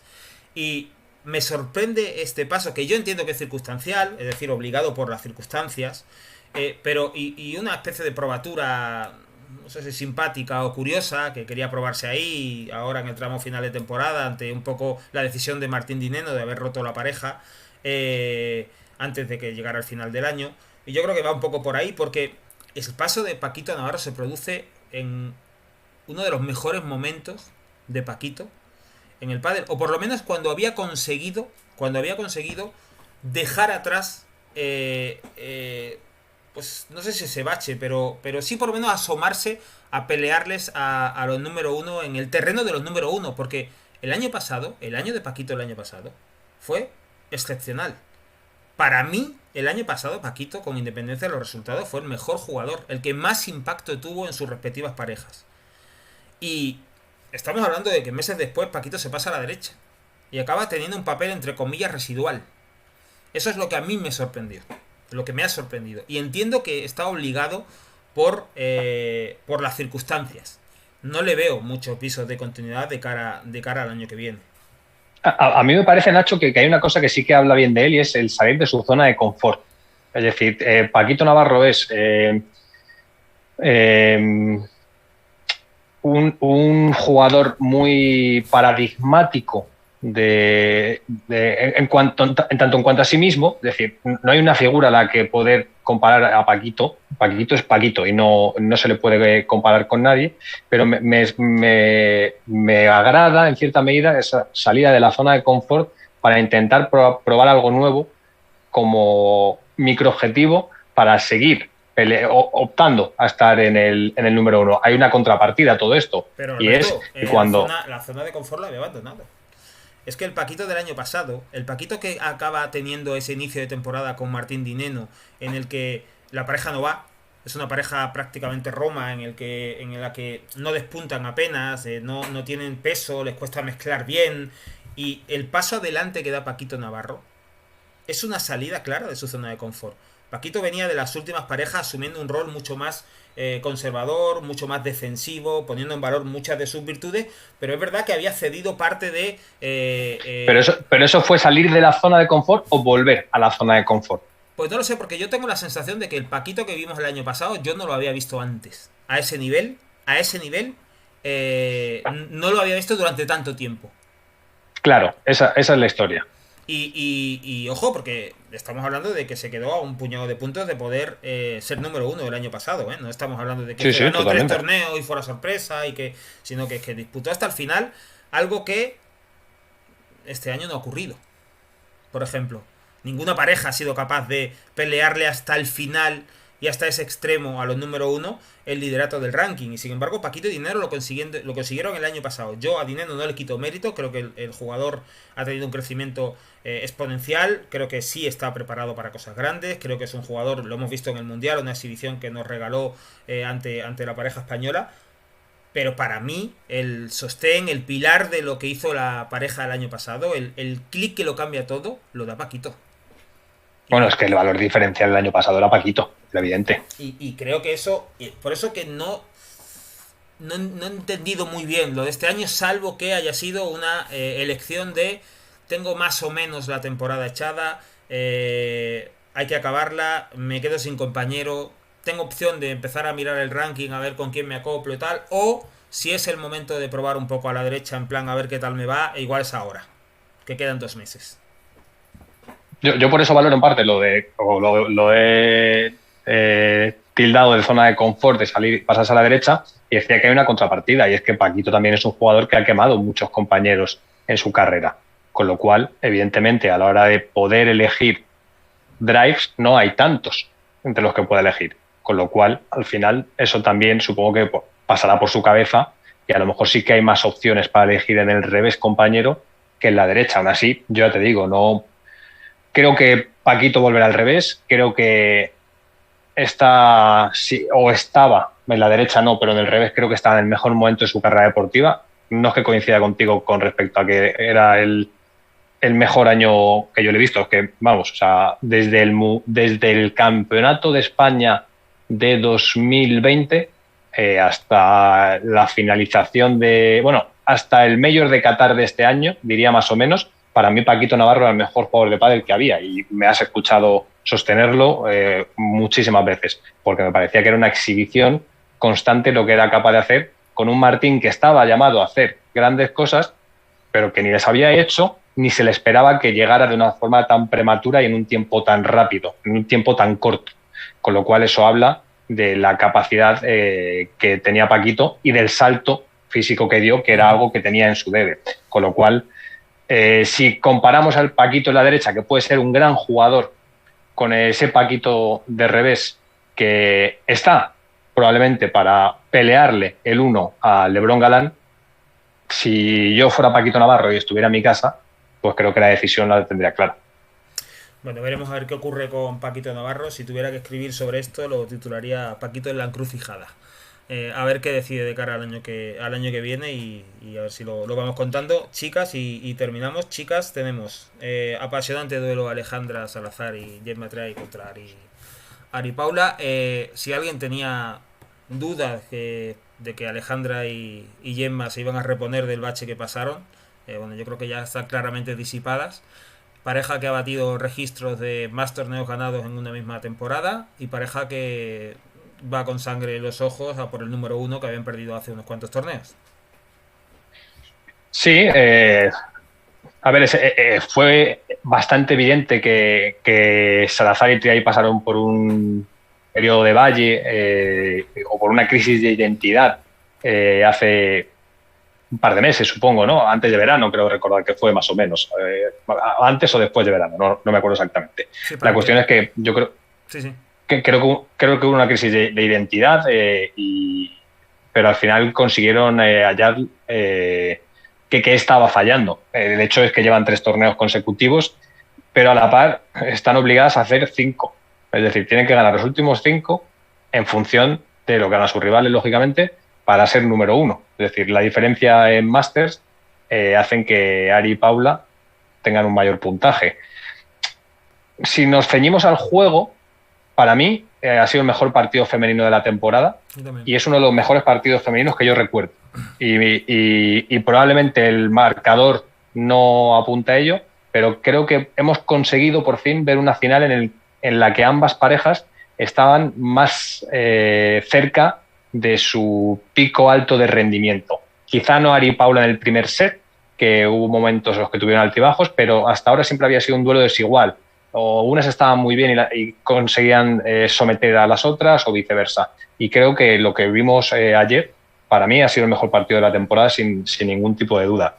Me pasa un poco como con Galán Lebrón. Creo que por proyecto, Triay y Salazar tienen el mejor proyecto que existe en el pádel femenino. Y creo que eso a su vez habla muy bien de Ari y de Paula. Especialmente de Ari. Yo en cierta medida a lo mejor sí que creía que estaba preparada para ello, pero no esperaba de Paula lo que está dando esta temporada a nivel de regularidad, de constancia, de madurez, de lectura de los partidos y me ha sorprendido muchísimo, pero creo que en el deporte las inercias cuentan mucho y la de Triay Salazar es positiva en el momento determinante y eso creo que puede ser un valor diferencial. Dicho esto, el año pasado la inercia positiva era de Paquito y de Martín y el 1 fue para Galán Lebrón.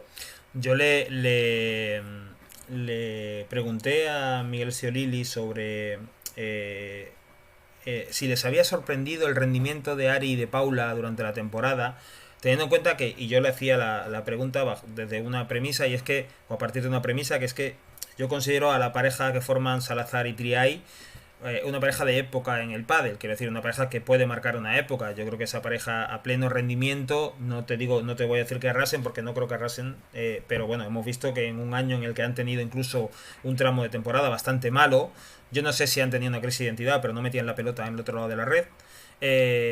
No se encontraban, no eran capaces de entender qué les estaba ocurriendo.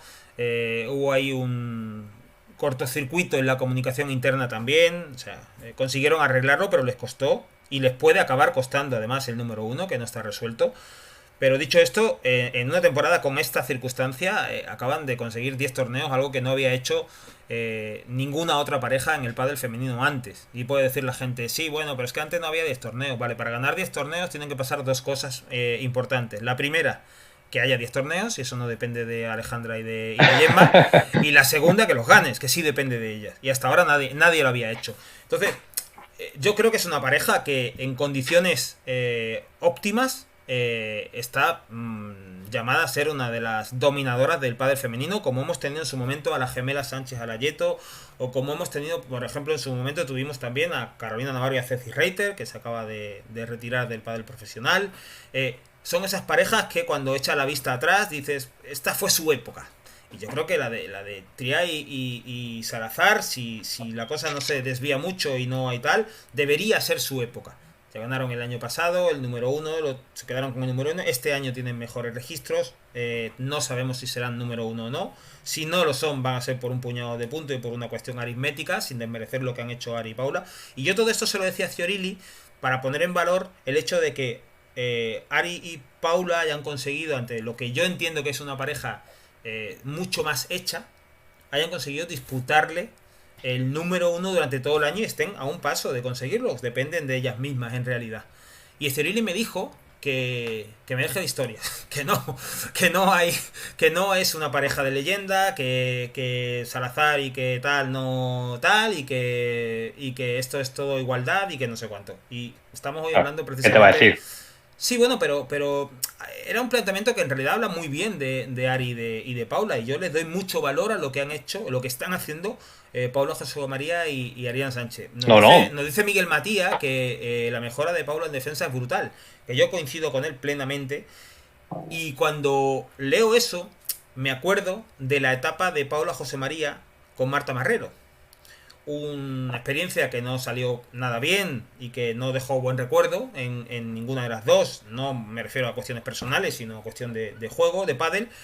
Pero aquel tránsito de Pablo José María por la estación Marrero le dejó precisamente un énfasis en el trabajo de defensa. El paso de Pablo José María junto a Marrero, en aquel momento vimos a una Paula José María que se retrasaba ya muchísimo. No era la Paula que jugó con Ana Catarina Nogueira.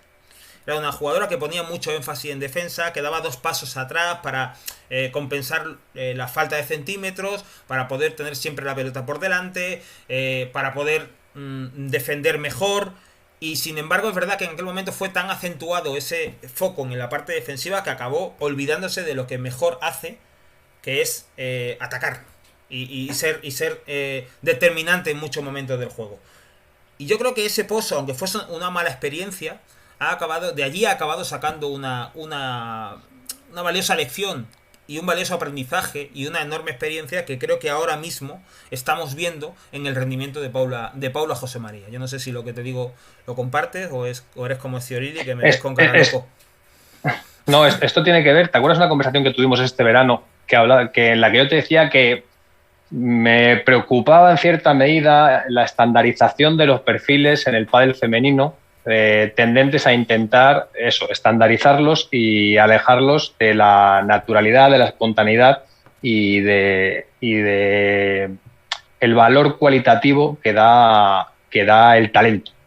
Y creo que eso precisamente es algo que corría peligro que le pasara a Paula. Te puse otro ejemplo concreto, pero hablábamos también de Paula José María y coincido por completo. Creo que Paula ha mejorado en faceta defensiva muchísimo, pero no ha perdido ese algo diferente que tiene que hace que sea indescifrable, que sea una jugadora a la que no la puedes fijar, porque no sabes qué va a hacer constantemente, y eso la hace que sea una rival muy, muy, muy incómoda.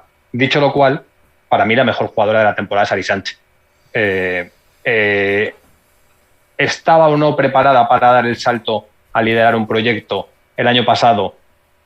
Vimos que podía aspirar a ello, no lo hicieron porque al final entre COVID, lesión y que Paula todavía está en ese proceso de madurez probablemente, y ella también incluso, no acabó de dar la mejor de sus versiones, pero para mí la temporada de Ari para mí es espectacular. O sea, la velocidad. Me gusta mucho la temporada de Arián Sánchez. También te digo, no sé si la pondría por encima o no. Déjame esos últimos torneos para verlo, porque creo que también pongo en valor la temporada de Alejandra Salazar. Igual que el año pasado. Totalmente. Le costó muchísimo empezar a acoplarse con Gemma, adoptar ese nuevo rol que tenía que asumir, de menos valor diferencial y más tajo, más trabajo, más curro, más preparar el juego, etcétera.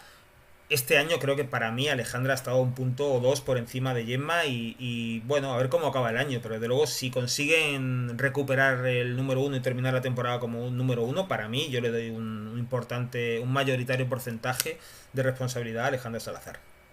Sí, te lo compro. O sea, hasta ahora para mí, matizo, hasta ahora para mí la jugadora de la temporada es Ari Sánchez, porque creo que el nivel al que ha rendido y en momentos importantes, que era algo que muchas veces se le podía achacar, ha sido altísimo, pero altísimo. Y a mí es una cosa que siempre me sorprenderá mucho de Ari, es el poco margen con el que juega. O sea, si tú te pones a ver un partido de Ari Sánchez desde detrás y ves el margen con el que juega por encima de la cinta, a mí me parece una cosa alucinante. Pero dicho lo cual, es verdad que Ale está haciendo una temporada que creo que todavía no somos capaces de valorar. ¿Y por qué lo digo? Tiene a su lado a la jugadora más talentosa que existe en el pádel femenino, a la jugadora con las mejores condiciones para dominar por físico, envergadura, laxitud, posibilidad, variantes, por todo.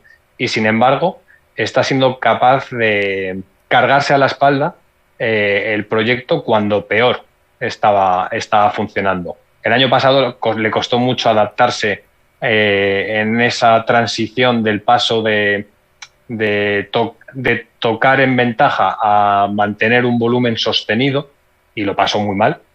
Fue bastante evidente, sobre todo el primer tramo de la temporada, pero una vez que se ha adaptado a ese rol, es que ha conseguido que otra vez, o sea, es que es curioso realmente si lo pensamos. O sea, el juego ha pasado en los últimos torneos porque el volumen se cargara a Gemma Triay, Sí, sí. que era una jugadora a la que siempre se intentaba obligar a alejar de la red, a que no jugara, a que no tocaran pelota, a que estuviera fría. Y sin embargo, el estado de gracia de Alejandra ha conseguido que no solo sea capaz de rendir a un volumen muy alto, sino que además vuelva a poder incorporar el perfil que era anteriormente a ese mismo perfil. No sé si me he explicado, que lo he hecho un poco difícil. Sí, sí. Pero a mí me parece asombroso completamente.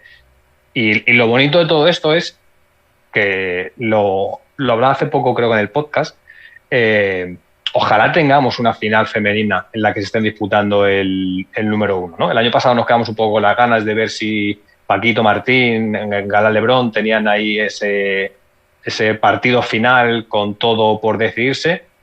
Ojalá este año se dé, y se puede dar, si Ari y Paula hacen finales, que es algo que hasta ahora sería medio normal, digamos, porque su regularidad y su bagaje este año es lo que demuestra, obliga a Alejandra y a Gemma a ganar los 2 torneos para ser el número 1. Y eso haría que ganaran los últimos 5 torneos de la temporada, que sería una cosa demencial por completo. Bueno, llevan 10.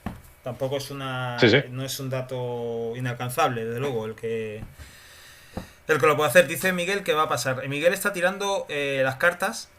Está tirando las cartas Sí, ¿no? del futuro y nos ha dicho que en el máster va a pasar, porque reparte un montón de puntos, y nos dice también que Bea González va a ser la número 1 12 años seguidos. 12 años seguidos. Sí. Tienes. Desde, bueno. desde fuera de casa de Miguel se ve una bombilla y es la bola. Está iluminado y a pleno rendimiento. No, yo coincido con Miguel. Yo siempre coincido con Miguel, Matías, por favor. Y cuando habla de Bea González, más todavía. Y nos dice Fresco, Manu Martín, revelación de la 22. Y así los dos de acuerdo. En referencia a nuestro punto de parecer sobre quién era. No sé si refería a Aria y a Ale. En fin, que. No, Manu Martín pone. Sí, Manu Martín pone.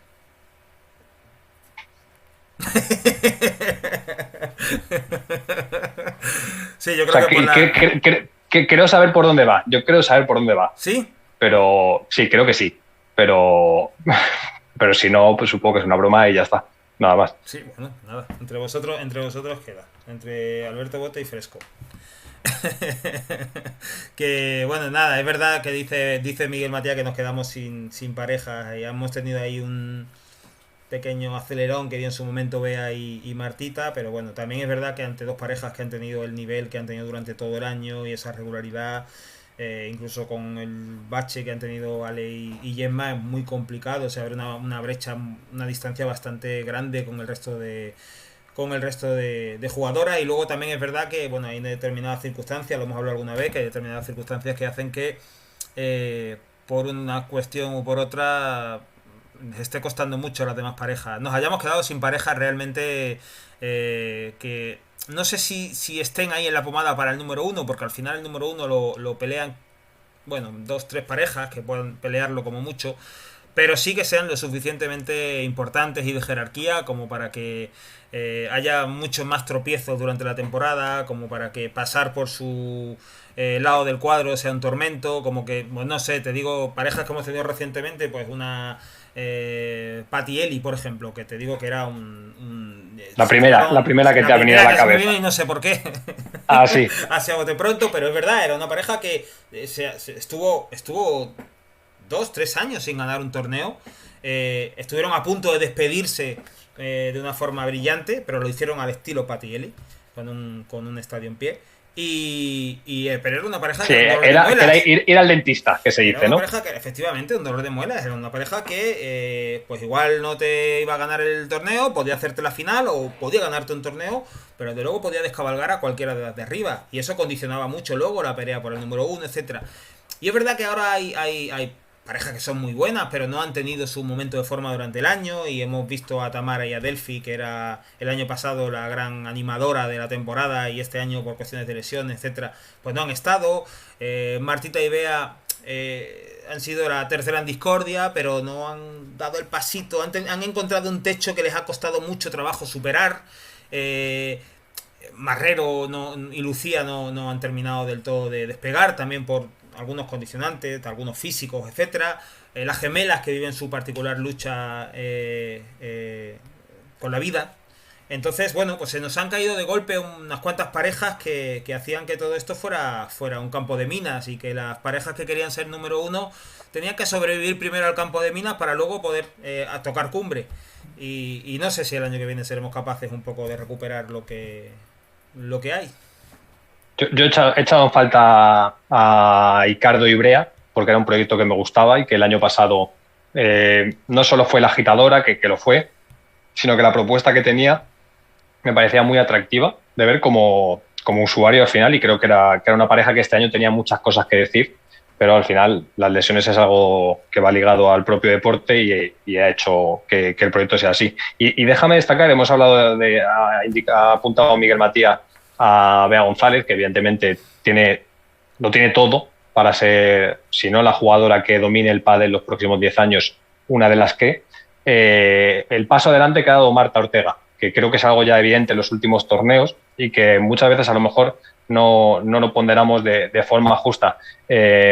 Marta fue una jugadora que, al ser muy precoz, al ser la número uno del mundo más joven en la era World Padel Tour, etcétera, etcétera, etcétera, corría el riesgo de estancarse, y de hecho pasó por un periodo de estancamiento, de falta de confianza y, en su caso, seguro, de una crisis de identidad evidente, que hizo que Marta, que estamos hablando que tiene, ¿cuánto, Nacho? 24 años tendrá ahora mismo, más o menos, 25 aproximadamente, no sé ni si llegará.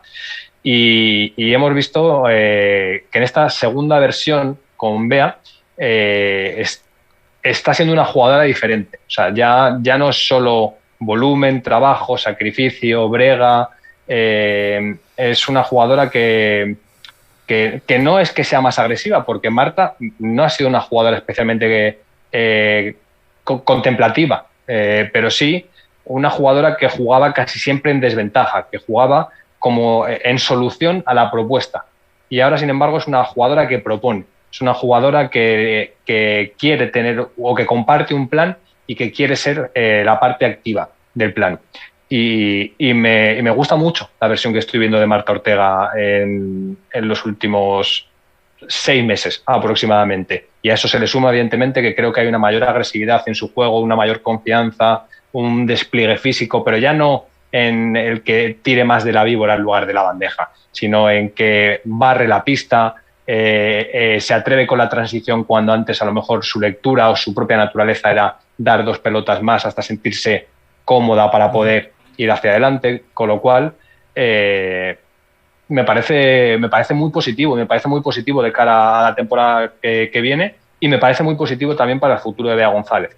Tener una jugadora que ha sido tan precoz en el despunte que en sus carreras se pueden equiparar en cierta medida, ¿no? Porque Bea también es una jugadora muy, muy joven, es la deportista más joven en ganar un torneo de pádel profesional.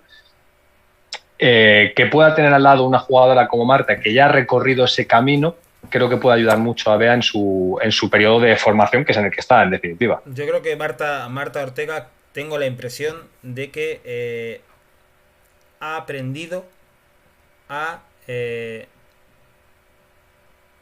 recuperarse del año en el que fue número uno. Ha reseteado respecto a ese año. Marta Ortega con Marta Marrero, fueron número uno, aquel año en el que, el primer año y el único en el que estuvieron juntas, dominaron la competición, lo hicieron además en base a una propuesta de solidez, de mucha consistencia, eran graníticas las dos, eran dos jugadoras a las que hacerle un punto era una barbaridad, era un partido en sí mismo. O como decía nuestro amigo, un pequeño Vietnam. y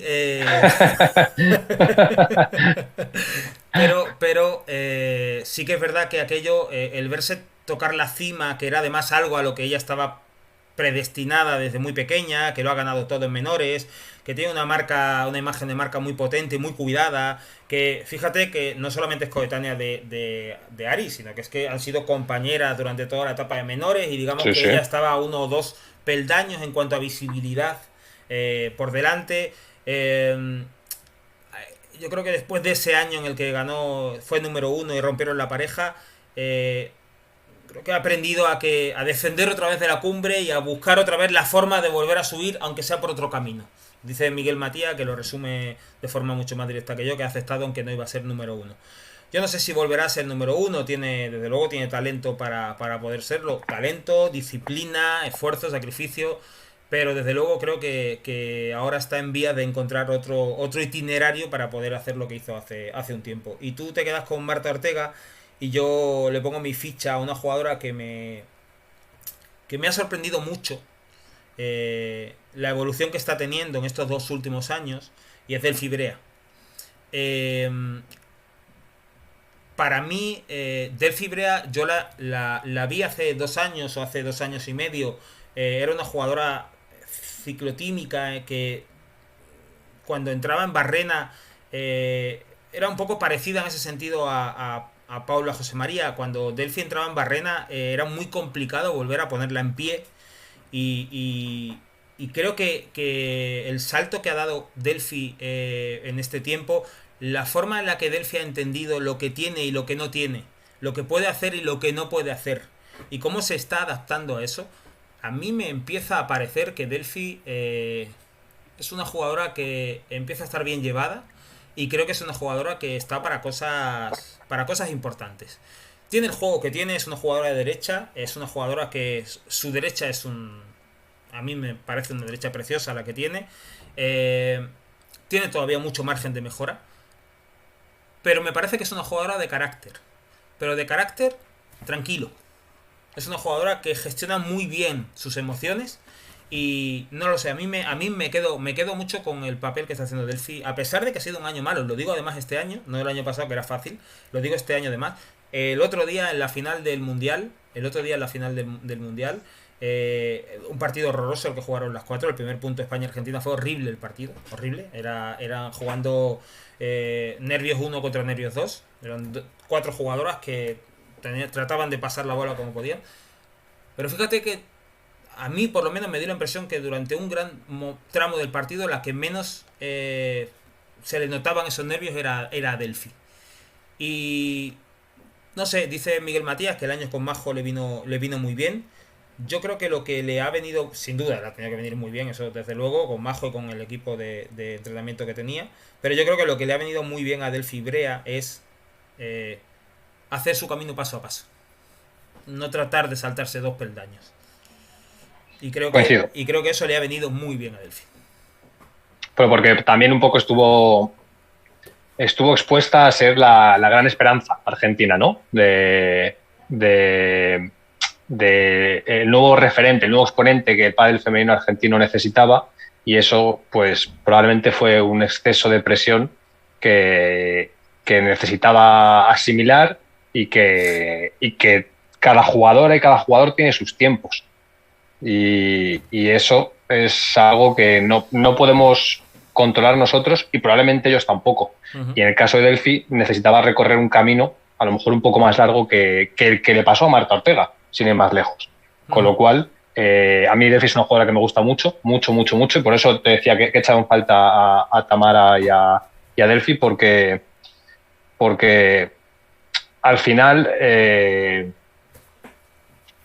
es que era atractivo lo que te daban, ¿no? Te subían en una montaña rusa en un partido y pasabas porque te hacían un 6-2 a la número 1 y de repente palmaban 6-2 también el segundo, pero luego se metían de nuevo y bregaban. Entonces, no sé, yo echaba en falta un poco esa alternancia también y divertirme con ellas dos. Dice Matías que ya que estamos, que nos metamos en el jardín completo, selección femenina argentina. Bueno, yo escribí, no, vamos, escribí sobre ello en La Dormilona, escribí hace 7 días, me parece, no llega, y además ya para mayor autobombo todavía, Nacho, voy a aprovechar la Quiluses para decir que mañana en Padel Club hablamos sobre esto con Rodrigo Vide, precisamente.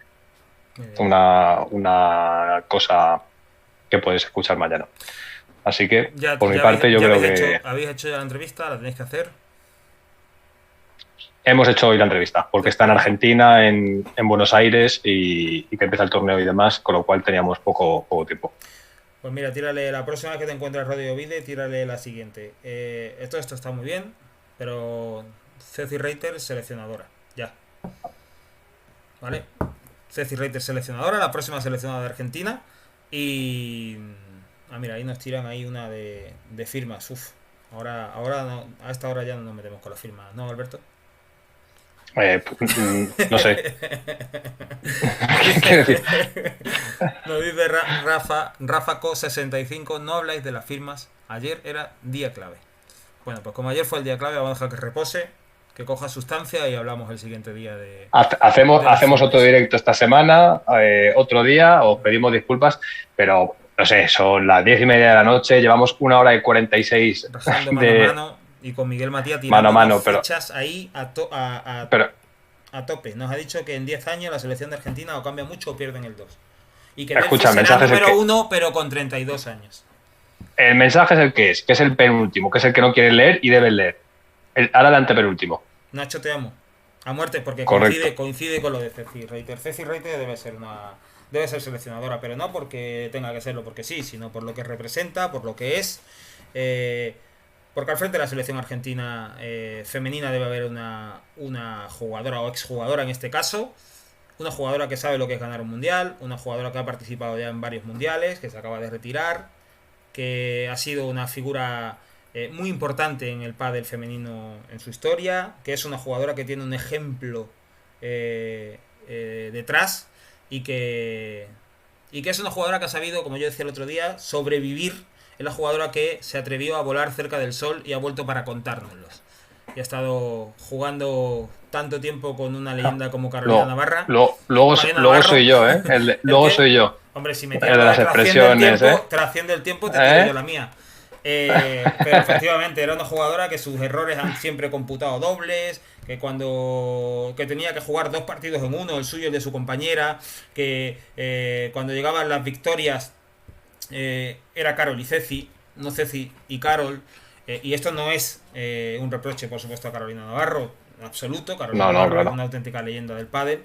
Es una situación que ha tenido que vivir Ceci, que ha querido vivir y de la que ha salido indemne, y ahora que se retira es justo reconocerlo. Así que Ceci selección. Yo solo matizo una cosa a lo de que Ceci sea seleccionadora de Argentina o no, y es si ella quiere, que no lo sabemos.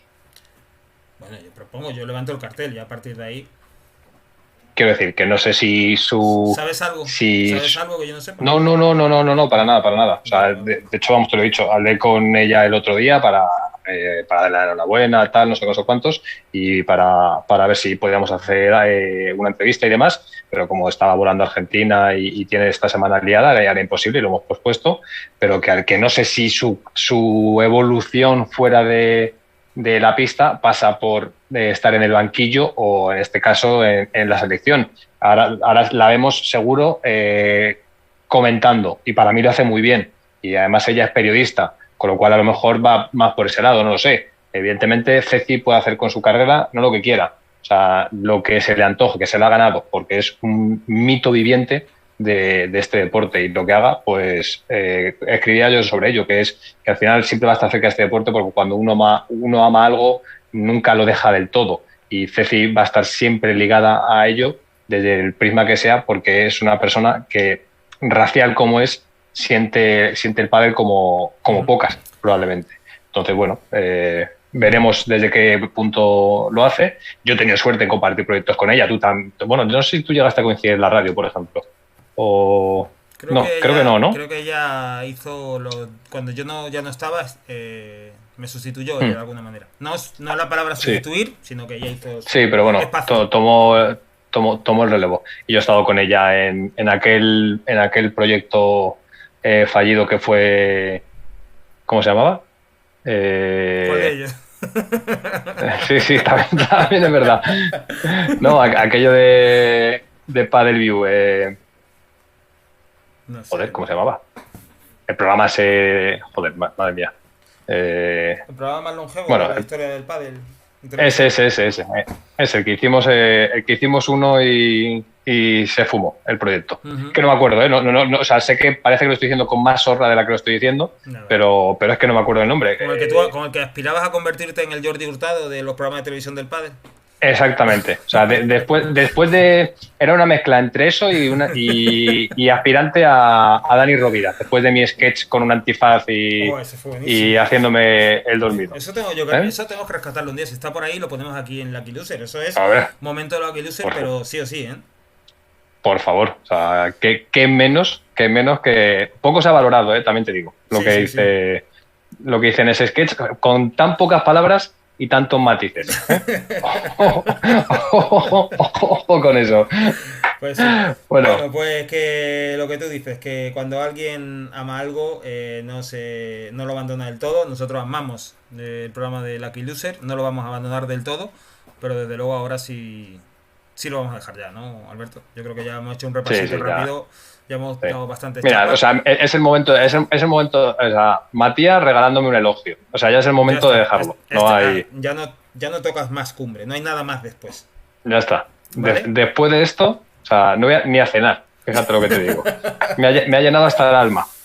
Bueno, escucha, a ver si un día esto tenemos que hacer aquí abrirle una ventanita al gran Miguel Matías y le hacemos aquí un espacio, un huequecito aquí y nos atiende con su bola de cristal. Todos sus pronósticos Mike Matthews, de la mesa. A la voz más aterciopelada del pádel mundial. Pues sí. Pues nada, familia, que un placer, Alberto, un placer, como siempre.